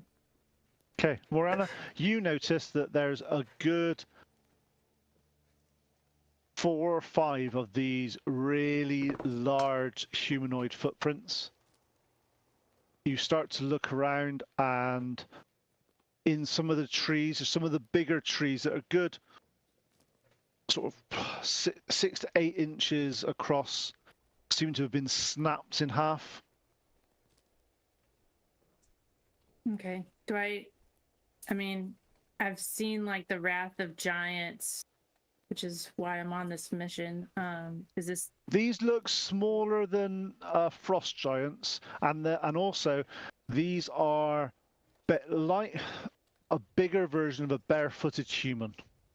They haven't got shoes. Does it look like maybe there was a landslide that came through here? No. Oh, okay. Okay. I'm gonna say I don't think it. So I'm gonna tell everybody that I don't think it's giants, but they're definitely large humanoid-looking footprints. There's some tornado marks as well, but no. And that.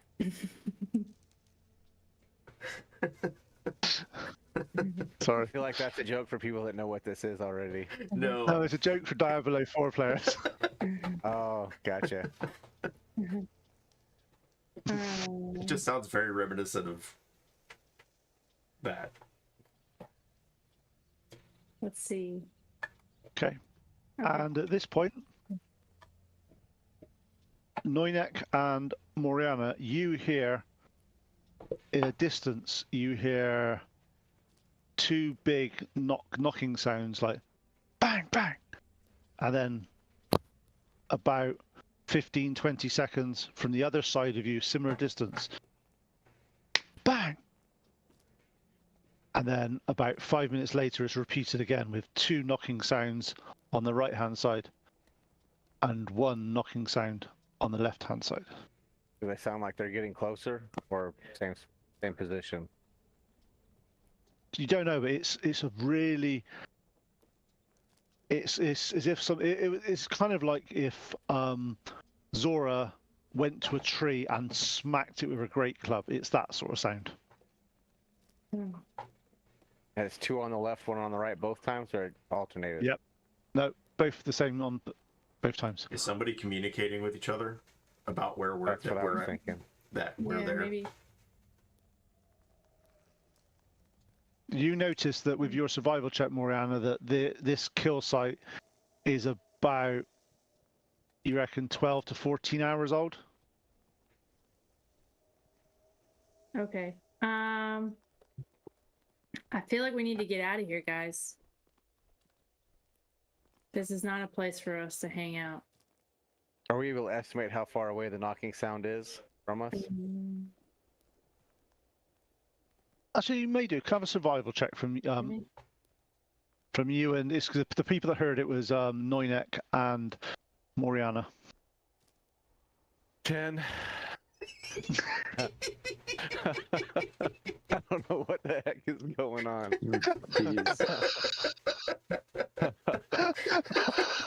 What'd you get, Moriana? I got a nat 20.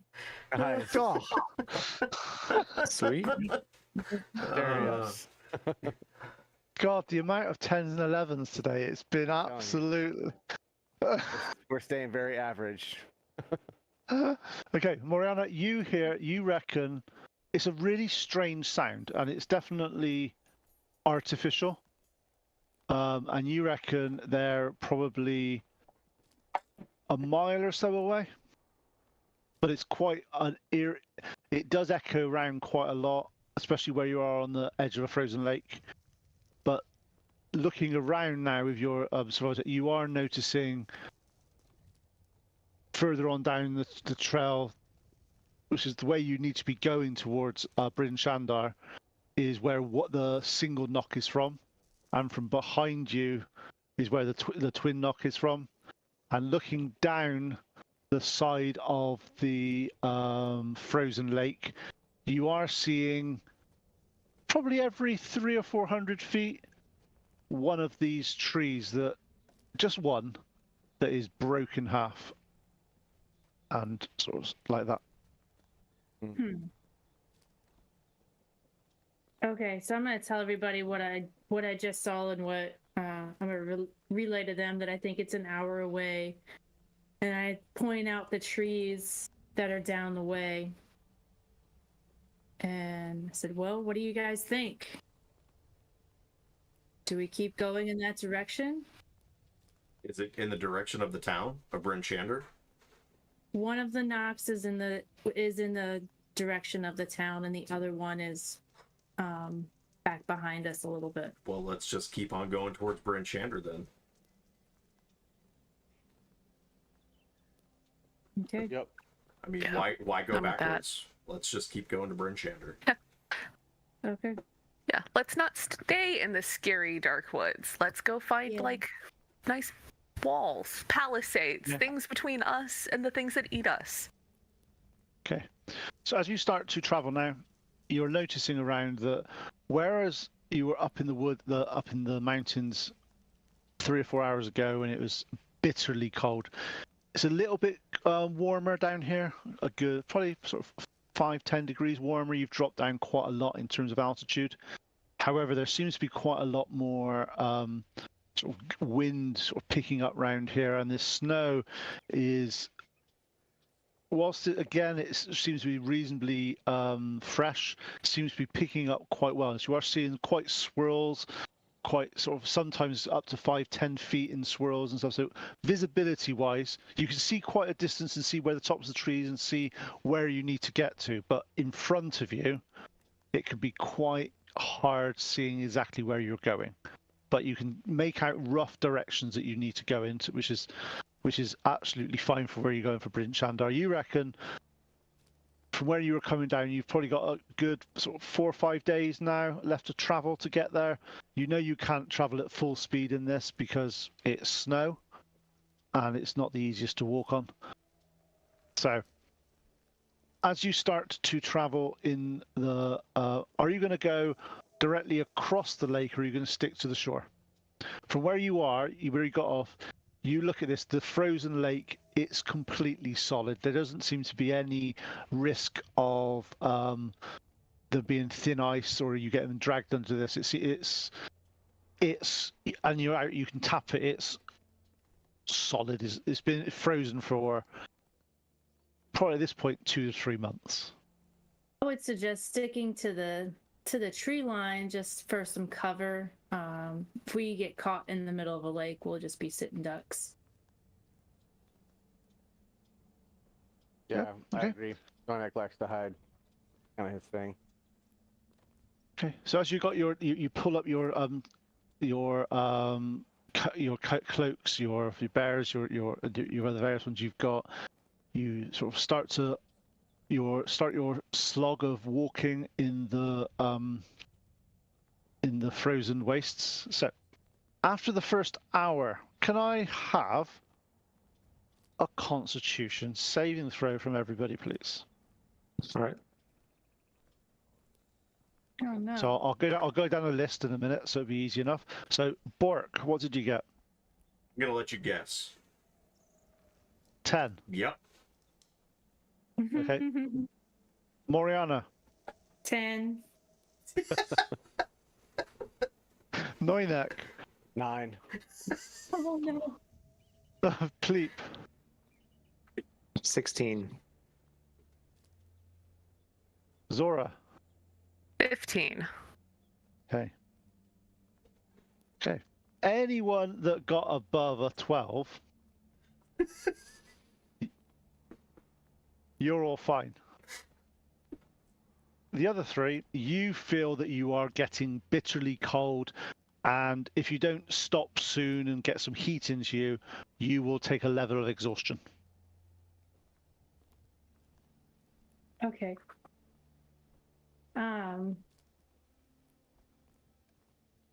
I'm gonna do a survival check to see if this is a good place for us to find a shelter for the day or the night to rest.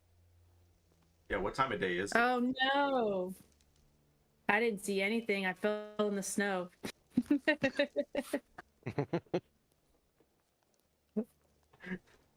Well done, Zora. You're like, maybe the cold's getting to you a little bit. You're a little bit addled. You're a little bit shaky. You're not thinking 100% straight. So does anybody else want to come up with a bright idea? I think Okay. Noynek would just keep his mouth shut and suffer in silence rather than admit weakness to anybody in the party. All getting cold. We need to stop or try to help each other out. So the last time I did So- this, we killed 3 bears and we were warm. So distressed salmon sounds start to happen.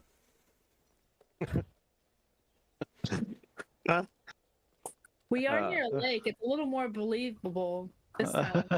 So Okay, so I'm gonna go and try to like warm up their furs like by their like bodies. unless But they that's told it. you they're getting cold, you'd need to Probably roll a don't know. perception check. Yeah, because none of them have actually said that they're cold. Okay, let me do a perception So, check. perception check, please, from It's cold. Zora and Cleep. At 11.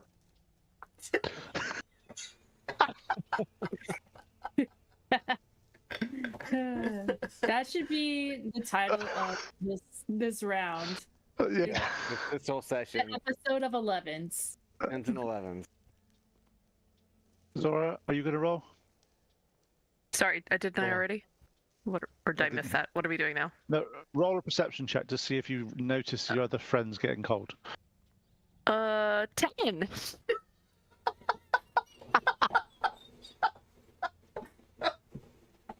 Wow. This is This is the most awesome. mediocre stuff. This is the Oh, best. that's I've got 4 different dice that I'm rolling too, so it's Yeah. not just a bad I die. need to I'm gonna swap. We're gonna go with this one now. I have switched between about Oh. 7 different sets of dice. Oh, this is amazing. This is okay. So you push on for another hour Fish sounds. because no one, Just fish sounds. no one noticed. So some fish sounds going on. Okay, could I have another? This is where it gets a little bit iffy. Is anyone that didn't pass it last time, which is the 3 of you, you get disadvantage on this roll, and the other ones get a flat roll. So disadvantage on your Constitution saving throw for Bork, Moriana, and Noynek, and Pleep and Zora, you just get a standard roll.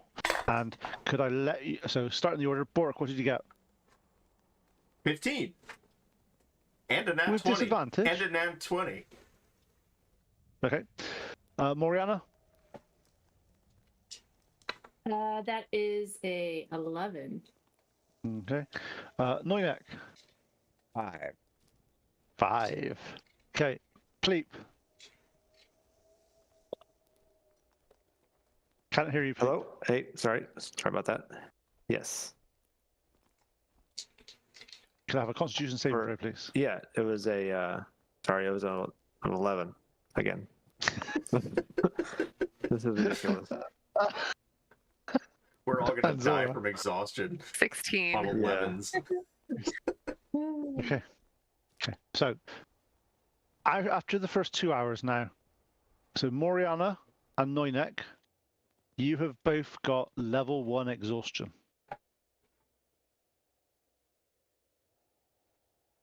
If you, and I will let you know what this means because it's important because these things have a habit of of causing issues.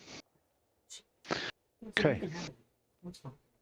Exhaustion means you get disadvantage on ability checks.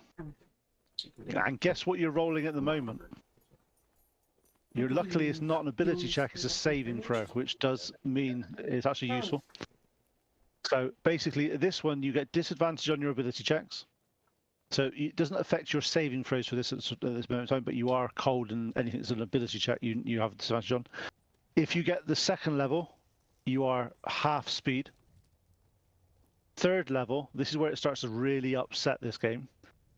You get disadvantage on saving throws And attack rolls. and attack rolls, but for this one, it's more Yeah. saving throws because it's So yeah, once you get up to 6, it's instant death. There's no, oops, can I do something? 6 means you just die. So just remember that you've got 1 on that. At the moment, you're feeling bitterly cold. You are shaking. At this point, people in the party will recognize that you'll know that other people are cold. You can see that. So currently, the only people that have actually got exhaustion are Moriana and Noynek. The other ones are still okay. Pleep, you are feeling cold now, so if you push on a little bit more, you will have to. You potentially have the same problem. So, what do you guys want to do? Can we make camp? Can we build a quick igloo and warm up?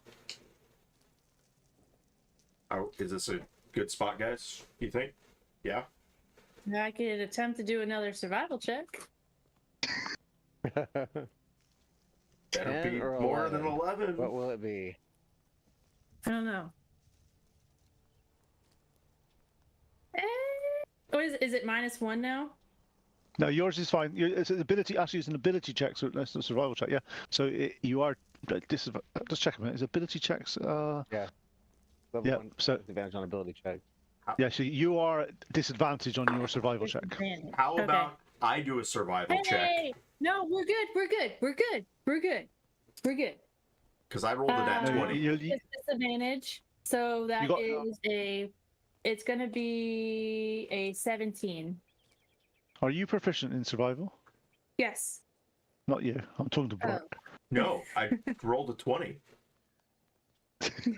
Well, I'm half proficient. Oh yeah, because you're a jack of all trades. That's right. Yeah, fine.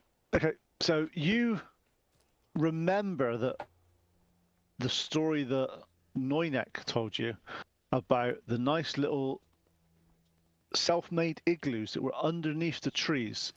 That if you went in there, you got a bit more sort of protection, a little bit more. It's about 10 degrees hotter, and you reckon you could get a little bit of a fire going underneath one of them, and maybe that'll keep you a bit warmer. But you reckon that it's doing so is going to sort of it'll slow you down a bit because you're going to at least an hour of warming up to sort of to get rid of your sort of cold from your bones and all that sort of stuff. So what we'll be playing on this is you can, whereas normally exhaustion only goes after a long rest, we will be doing it as this is more of a heat thing, more of a, the fact is that you can gain it back a little bit easier, but the longer you keep it going, the longer it takes you to rest. So when you find a suitable tree, you manage to get under there, you manage to set a little fire going.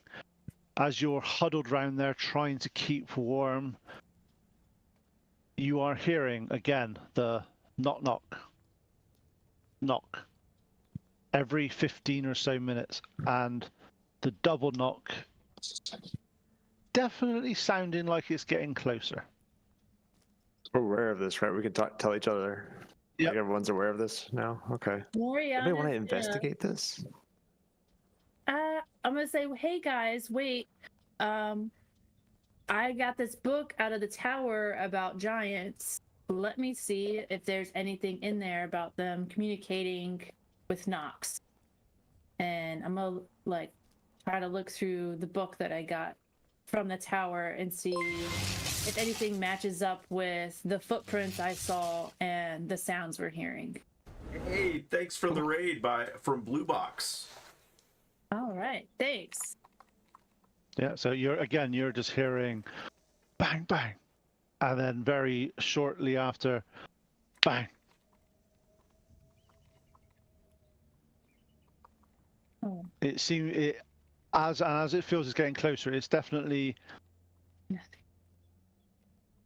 It's not a very pleasant feeling.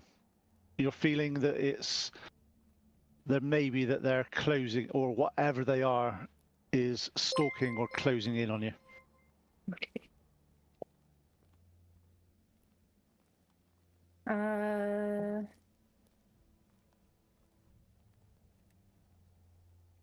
Are there any animals around? Unfortunately, not in this type. Actually, can you sense the animals near you, or is it something that you need to actually find with your survival check?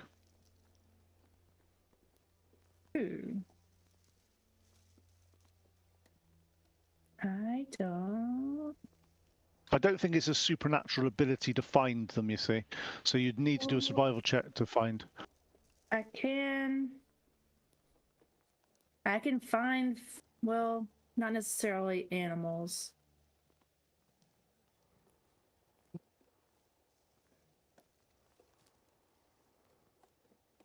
Maybe we could always make sounds like a salmon and see what comes out. Yep. It worked last time. Good. They did come charging out, didn't they?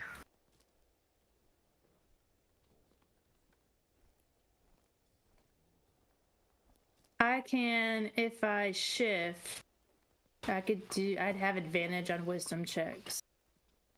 Hey, Krista, can To you see hold what up you'd the have. can you hold up the dice box? To those in the raid, click the link that I just put in the chat, and we are going to be doing a giveaway for this dice box for reaching 475 followers. So help us if you're not a follower right now. We're trying to get to 500. That's our big goal right now, and we'll do another giveaway. But right now, please click the link, get your name on the list, and we'll do a giveaway. We'll actually do the drawing next week during the stream. So thank you, Blue Box RPG, for the raid with 51 people. That's awesome. Yeah. So what do you want to do again, Moriana? If I shift, I would have a advantage on a wisdom save. Wisdom throw. Because you currently have exhaustion, it'd work out as a flat roll. Yeah. Because at the moment you're at disadvantage of it because you are feeling a rather nippy, little bit of frostbite's not kicked in, but you are definitely uncontrollably shivering at the moment, and you're around the fire trying to sort of warm up. I'm having trouble making fish sounds with my mouth because everything's just They're chattering. It's not as just metal. It's just metal on metal. yeah. It's quite hard to make sounds when your metal's chattering like that. So you'll know that from this sort of thing, you'll need about an hour or so of hunkering down here, getting the blood flowing again. You've got some of your bear jerky out that you're eating to keep a bit warm. You guys can do a short rest if you need to do anything, which I'm not sure if you do. But you've about an hour down here, but that you'll need to do before you feel that you're comfortable to move out again. And when you do, you guys will have a clear set of health. Just be a little bit chilly. So what do you guys want to do? Or do you guys want to stop doing this and go out and potentially find out what's the knocking sounds? Do we have any idea how far we are from Brimstander? Couple Takes days. That's where we're trying to get to, 4 right? more days, I think. Yeah, you reckon it's about 4 or 5 days? Oof. Okay. Yeah, better move out, That's man. a lot of hours. That's a lot of yeah. Wilderness time. survival. This is wilderness survival meets D&D. Nice. So is this a short? Are we taking a short rest right now?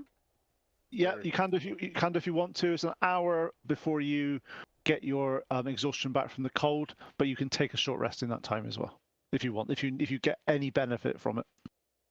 Well, I would.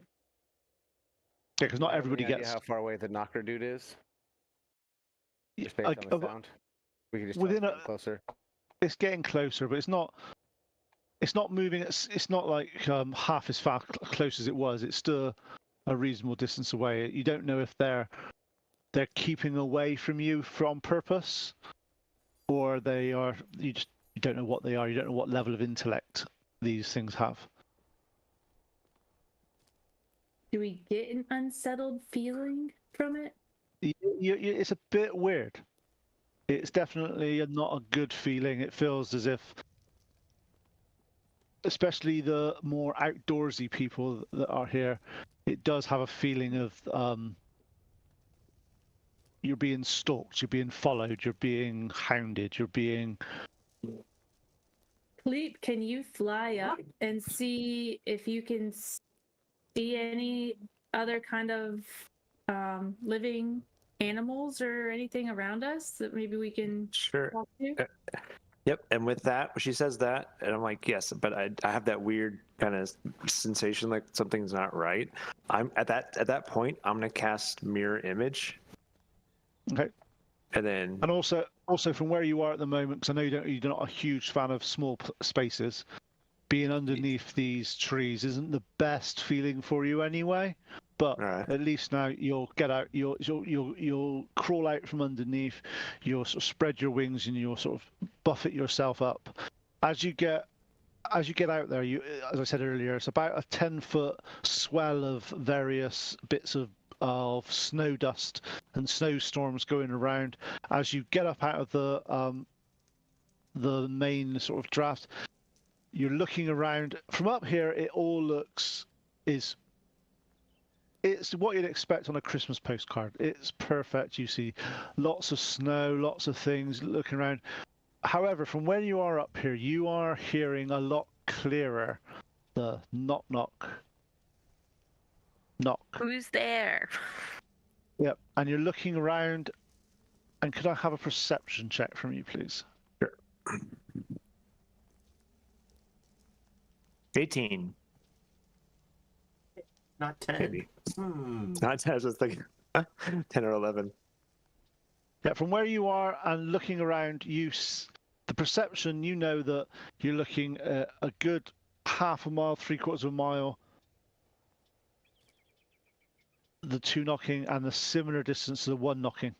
So they've both cut. Well, you've moved closer to the one knocking one anyway, but the other one seems to have caught up a bit more. But from where you are, even with your eyesight, seeing things that are on the ground is really quite hard in the current conditions.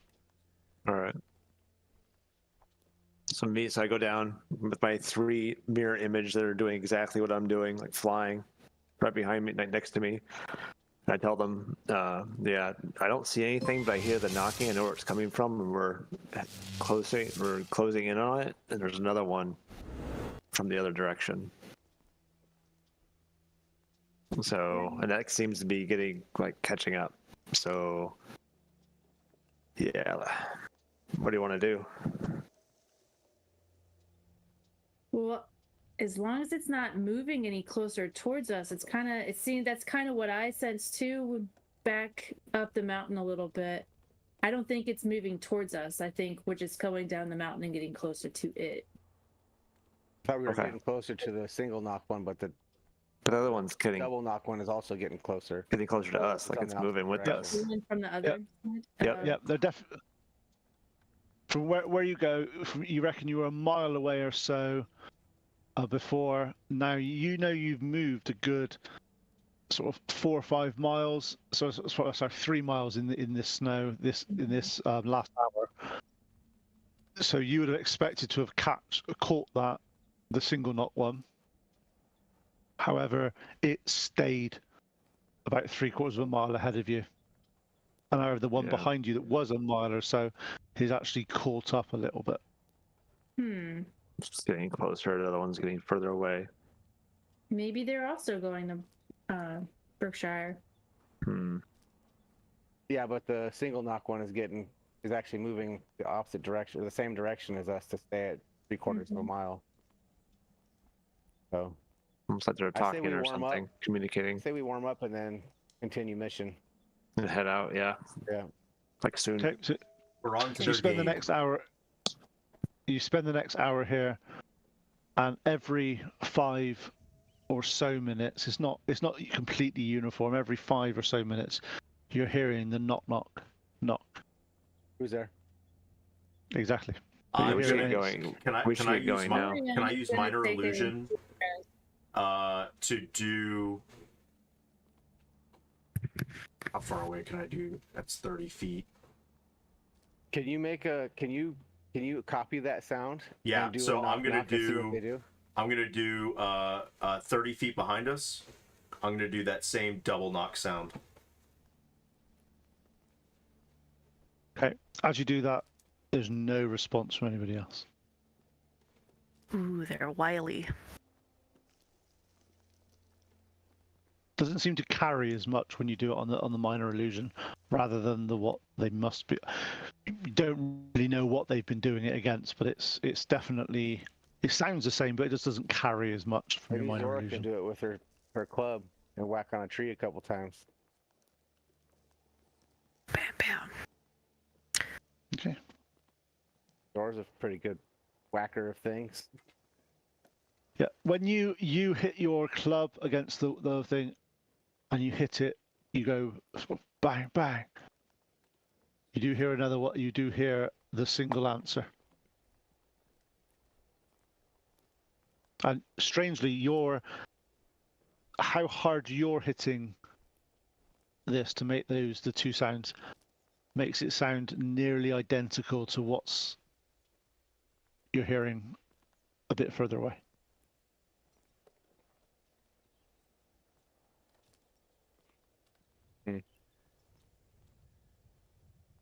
As you get out of your structure, as you get out from underneath, could I have some perception checks from everyone, please? One better than 11. Hey, Nat 20. that wasn't so bad. 9. Zora walks into a tree. 17 for me.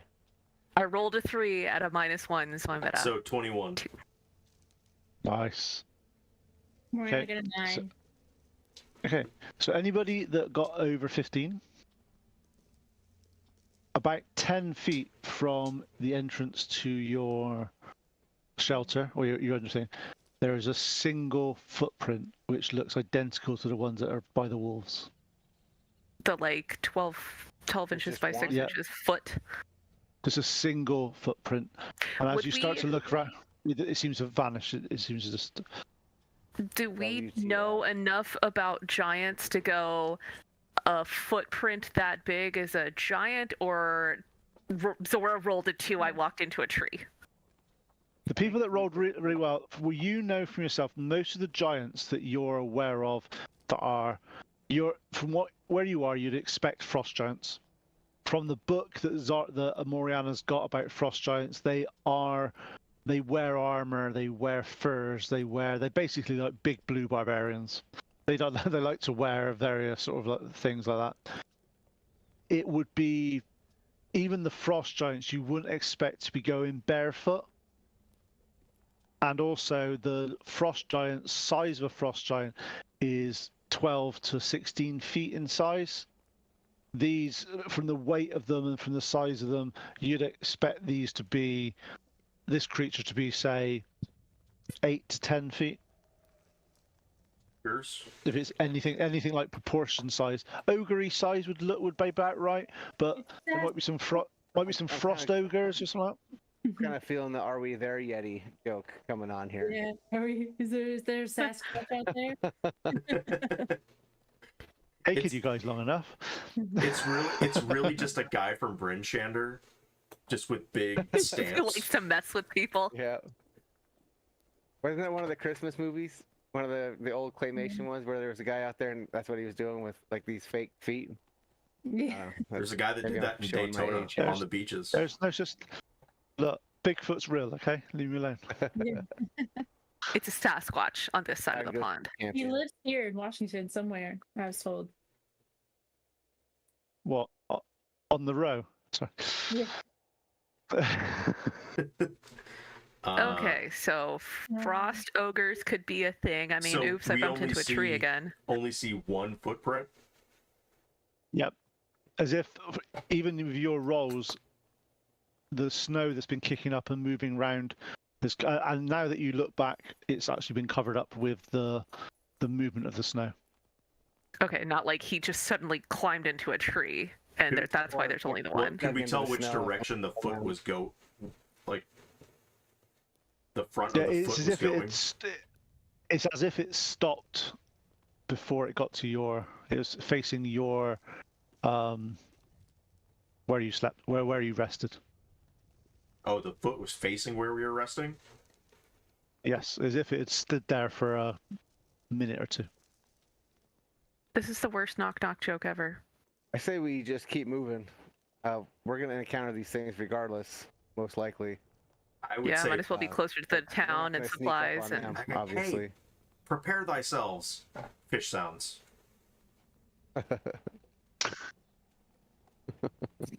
Okay, so for the next hour, you move on. Are you Did we doing lose our anything different? exhaustion from the short rest? Yeah, you lost your exhaustion from the short rest. That's fine. So you've recovered, you've managed to warm your hands up, you've done stuff, and you're walking again every 15. Seems to have gone up to 15, 20 minutes now. Knock, knock, knock. They seem to be getting slightly further away from you at this moment.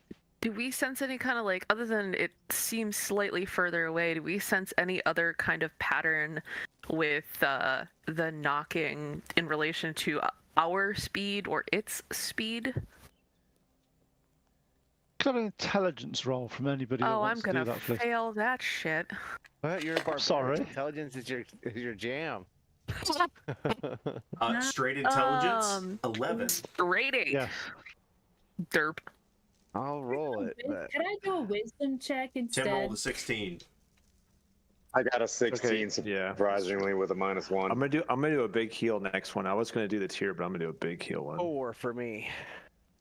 Well done. Okay. Wow. So yeah, you don't. I'm dumber than a barbarian. It doesn't. That's shocking, It man. seems. All you know is it doesn't seem to be very consistent. It seems to be, at this point, you feel that you're getting further away from both sounds, which is weird because you're traveling in the direction that was towards one. So but they do definitely sound like they're getting further away at this point in time. So they don't seem I like look at a threat. Noynek like So- I'm gonna give him a high five, and I like headbutt him instead. So they don't really seem like a threat necessarily. It's So- just Not We're just Not kind of the- observing us, maybe. Or something? Pursuit predation. okay. So at this point, at the end of your first hour, could I have a Constitution saving throw, please? And I'll go down in order. So first of all, go down in order. It's easier. Come on, Jeez. chill. Peasy, an 11. Bork. An 11. What do you get, I'm gonna Bort? get a spray bottle for everybody that gets an 11. 2. well, 4. That's a good it's one. a 4. It's a 4. Okay. Okay, 4. So Moriana. I got an 18. Nice. Noynek. That one. We're really good at this. Pleep.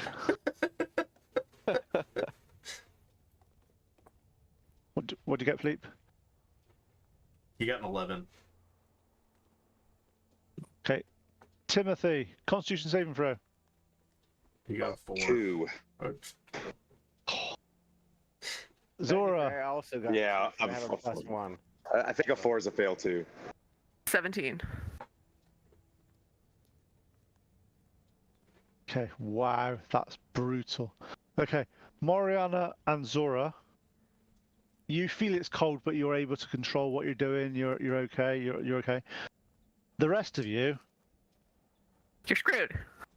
Noynek, with a natural 1, you get exhaustion straight away because you've literally you must have been working, sweating a little bit too hard and a bit nervous, but it's frozen and you got really cold. I So would you've say got with my desire to stay away from the party, I didn't get close enough to the campfire more thoroughly. Something like that. that's fine. Yeah. So you have your level of exhaustion back, and I take it, are you withholding that from people to tell them that because you're trying I to wouldn't, sort of I go? wouldn't tell anybody. Yeah. Right, okay. So around the table at the moment, you've got Bork, Pleat, and Timothy are starting to feel cold. If you don't stop now, in an hour's time, you get disadvantage on your roll, and we'll see if you have any problems. So do you guys want to push on for another hour? Yeah. Let's just keep on going. It's not getting any better out here. No, okay. So Bork, Yeah. disadvantage on your roll. So everybody roll with a disadvantage or advantage or normal, whichever guys you're doing. So Bork, what'd you get? Hold on. Let's do a built for success here. 12. Okay. Moriana, just a normal one. What'd you get? Nat 20. Ah, nice. Noynek. 16 with disadvantage. Nice. And Pleep. 3. 3. Well done, 3. Pleep. Yeah. Timothy. 6. Oof. And Zora. 21. Nice. Okay. So at this point in time, 3 of you have got exhaustion now, which is Noinek, Pleep, and Timothy. You're all chattering. You're very much unable to control your shaking. The other 3, now that you've noticed, you can't really miss this now. There's 3 of them doing it, and you know that last time that you rested for an hour and it went away. Do you guys want to find somewhere to rest or push on? What's the knocking sound like right now? Strangely, you've not heard it for this hour. And we're still going towards that's Bridgehander, weird. right? Yeah. How far away? Oh, you're days away. We're days at the away. moment. Oh, okay. And at this rate, Run! a 10-day. Yeah, I mean, unless you want to try to go 1 more hour and then set up camp. Just go 1 more hour and Pete, set I up rolled camp. a 16 on Was that Timothy? when I popped in. I rolled a 16 on that intel check on that knocking. Did I pick up anything?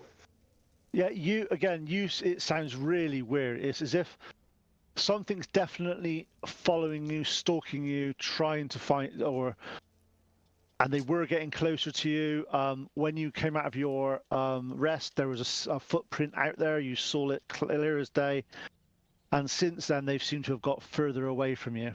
Does it seem like they get closer whenever we build a campfire? No, they were getting closer before you do the campfire last time. Well, regardless, I think we're in their territory. We should just rest regardless and be our best selves, and then struck it again. That's just me, though. No, I mean, I was going to say either we just set up camp every 2 to 3 hours, or as soon as we have people with exhaustion, just set up camp. Even if it takes, we can do that. even if we only move, actually travel 4 to 6 hours a day. We've got 40. We've got 40 days of food each.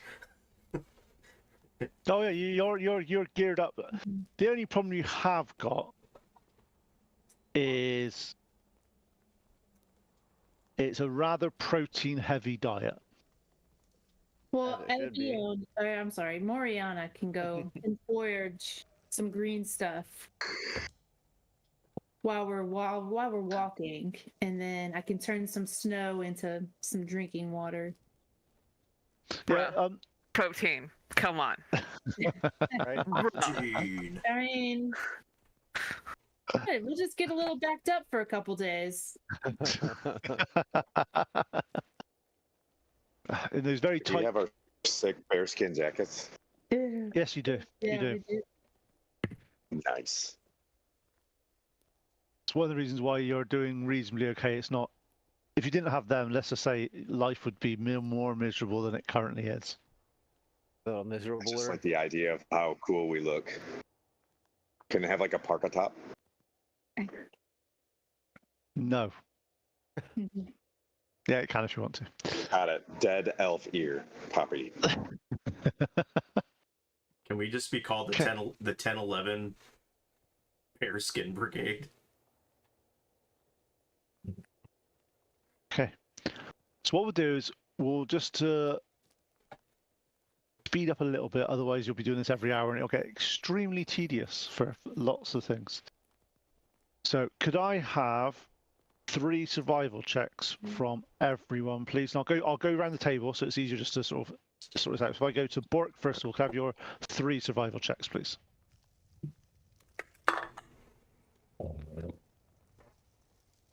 Nine. 11. Is this after a rest, by the way? So I Yes. can get rid of exhaustion? Okay. Yes. 5. Thanks. 9, 11, 5. Okay. Next person on my list is Moriana. 3 survival checks, please. I got a 19. Yep. A 17. Yep. And a 8, 9, 10, 30, 20. Nice. Okay. And Noinek. 17, 6, and dirty 20. Nice. And Pleep. 21, 13, and 14. Okay, nice. And Tim?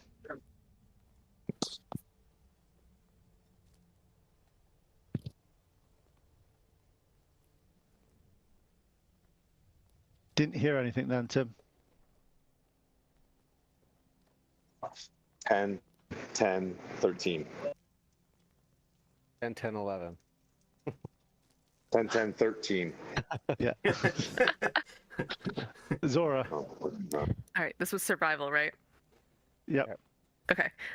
8, 18, and 14. Okay, cool.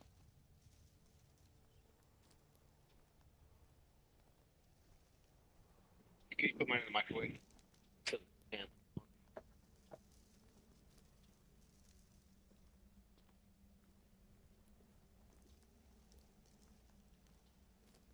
There it is, just sorting out some basic math. Debbie.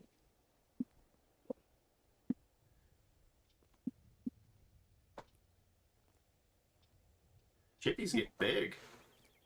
He's so big. Okay, so over the next several hours, you spend the time between yourselves, getting to the point where you're able to notice where people are struggling. The first couple of sessions you've got, you notice there's the only person that hasn't actually felt the two people that haven't felt the cold in doing this are Moriana and Pleep. Everyone else who's actually felt the cold at some point, felt a little bit that it was pushing them to their limits, and you've rested for doing so. Okay. By the end of the day, the knocking that had vanished seems to be coming back, and you're hearing it getting closer and closer. As you are... Yeah, go on. Does it seem to correlate with the time of day, like sunrise and like? No, not really. It seems to be, from your perspective, reasonably random. However, it's getting dark now. The sun is setting over this your walk to Bryn Shandar. You notice that as the sun starts to set, it's getting bitterly cold out. You know we need to hunker down and sort of stay as warm as you can. What's your plan for overnight? I'll take first watch. I think some of us should watch with the sound coming about. I'll take the first last hour. I don't have to sleep, so take all night. yeah. I mean, I do have to rest, but I don't have to sleep. I will be conscious the entire time, but just like in a like a neutral state. So is this like an elf-like trance on steroids? Kind of, yes. Let me read exactly what it says. So does that mean auto-gnomes are part elf?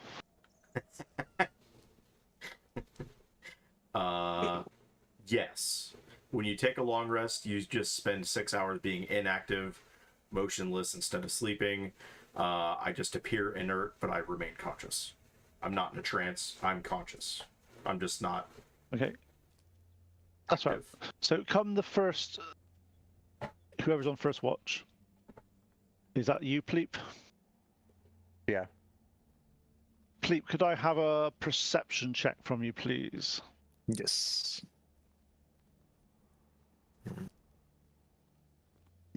Two, 4. Okay. You hear howls of wolves and various things, but you take that as you're out in the wilderness, and that's normal. It's Normal kind of stuff. what happens. It's what happens. Who's got second? Fire. I'll take the rest. Yeah, it's like whoever's. I'll just take 6 hours, and then I don't know how long the long rest actually will be, but I'll take the rest. That's fair. So could I have 3 perception checks from you, please? 10. Before I go to sleep, I'm gonna do the psychic whispers with Bork, even though he's on guard duty. But I'm gonna sleep, so if he Like he could yell psychically to alert me or whatever. Okay. How many hours is that going to be for? That's a good question. Let's find out. I think it's 2. It's 5 Roll- this time. 5 Based hours. on a isn't it? die. Okay. Second, That is a 15. okay. You hear some wolves baying, and you hear the howls. You hear them. You clear as day.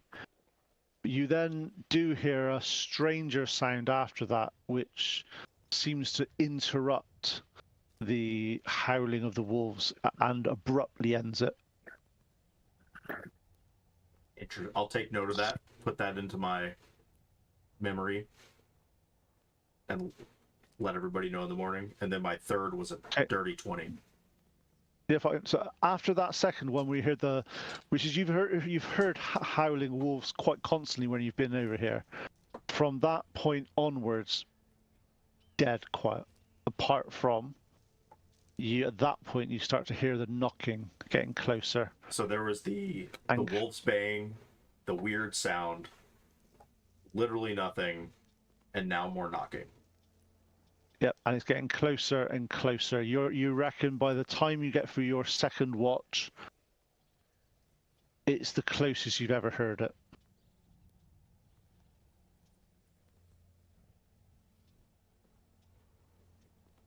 Fish sounds, obviously. Wait, what else could you do? Where is Tim? I need him to make a fish sounds t-shirt now. Sound of a salmon. That's No. me and Krista. We'll make a fish sound. We could do that. We'll have a salmon colored shirt. Perfect. And seeing that it's 11:10, I think we're going to end it there. But if you did have hairs on the back of your head, they would be standing up now, Bork, as if it doesn't feel right. Antenna. Yep. Interesting. Well. Okay. Place to. I guess we're safe for now. Well, shoot. Thank you very much, guys. No one died. Not yet. Not yet. Thanks, Pete. It's a good battle. Enjoyed it. That was good. I liked it. Thanks, That was awesome. thanks to everybody who watched today. If you have not followed us yet, be sure to hit that follow button. We're trying to get to 500, and since we have surpassed 475, we are doing a giveaway. Check the link in the chat right now if you have not signed up for the giveaway. It is a wizard dice box that you should be able to see in the Zoom camera right now, or the map camera.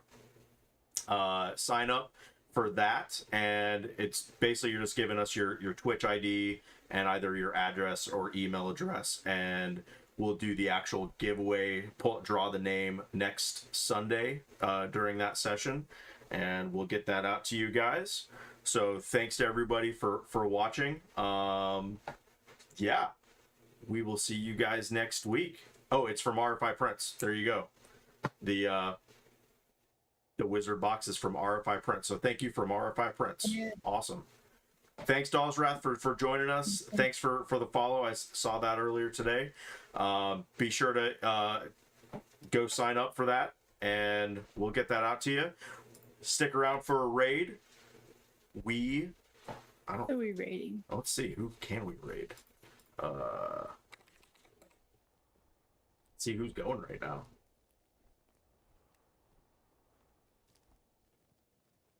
And of course it starts going slow. Someone says Gen Con, which is probably Tim. Oh yeah, there we go. Gen Con TV. I don't see Gen Con.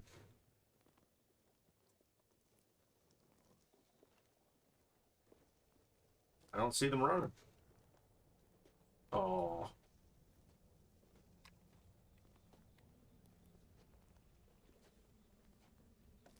How about I just typed in Dungeons and Dragons. How about that chick Parker? She's got 63 people watching Like right it. now. We'll figure it out. Let's go for it. All right. So prepare to raid in 10 seconds. See you guys. Have a good night. Bye, See you guys. guys. Thanks for watching.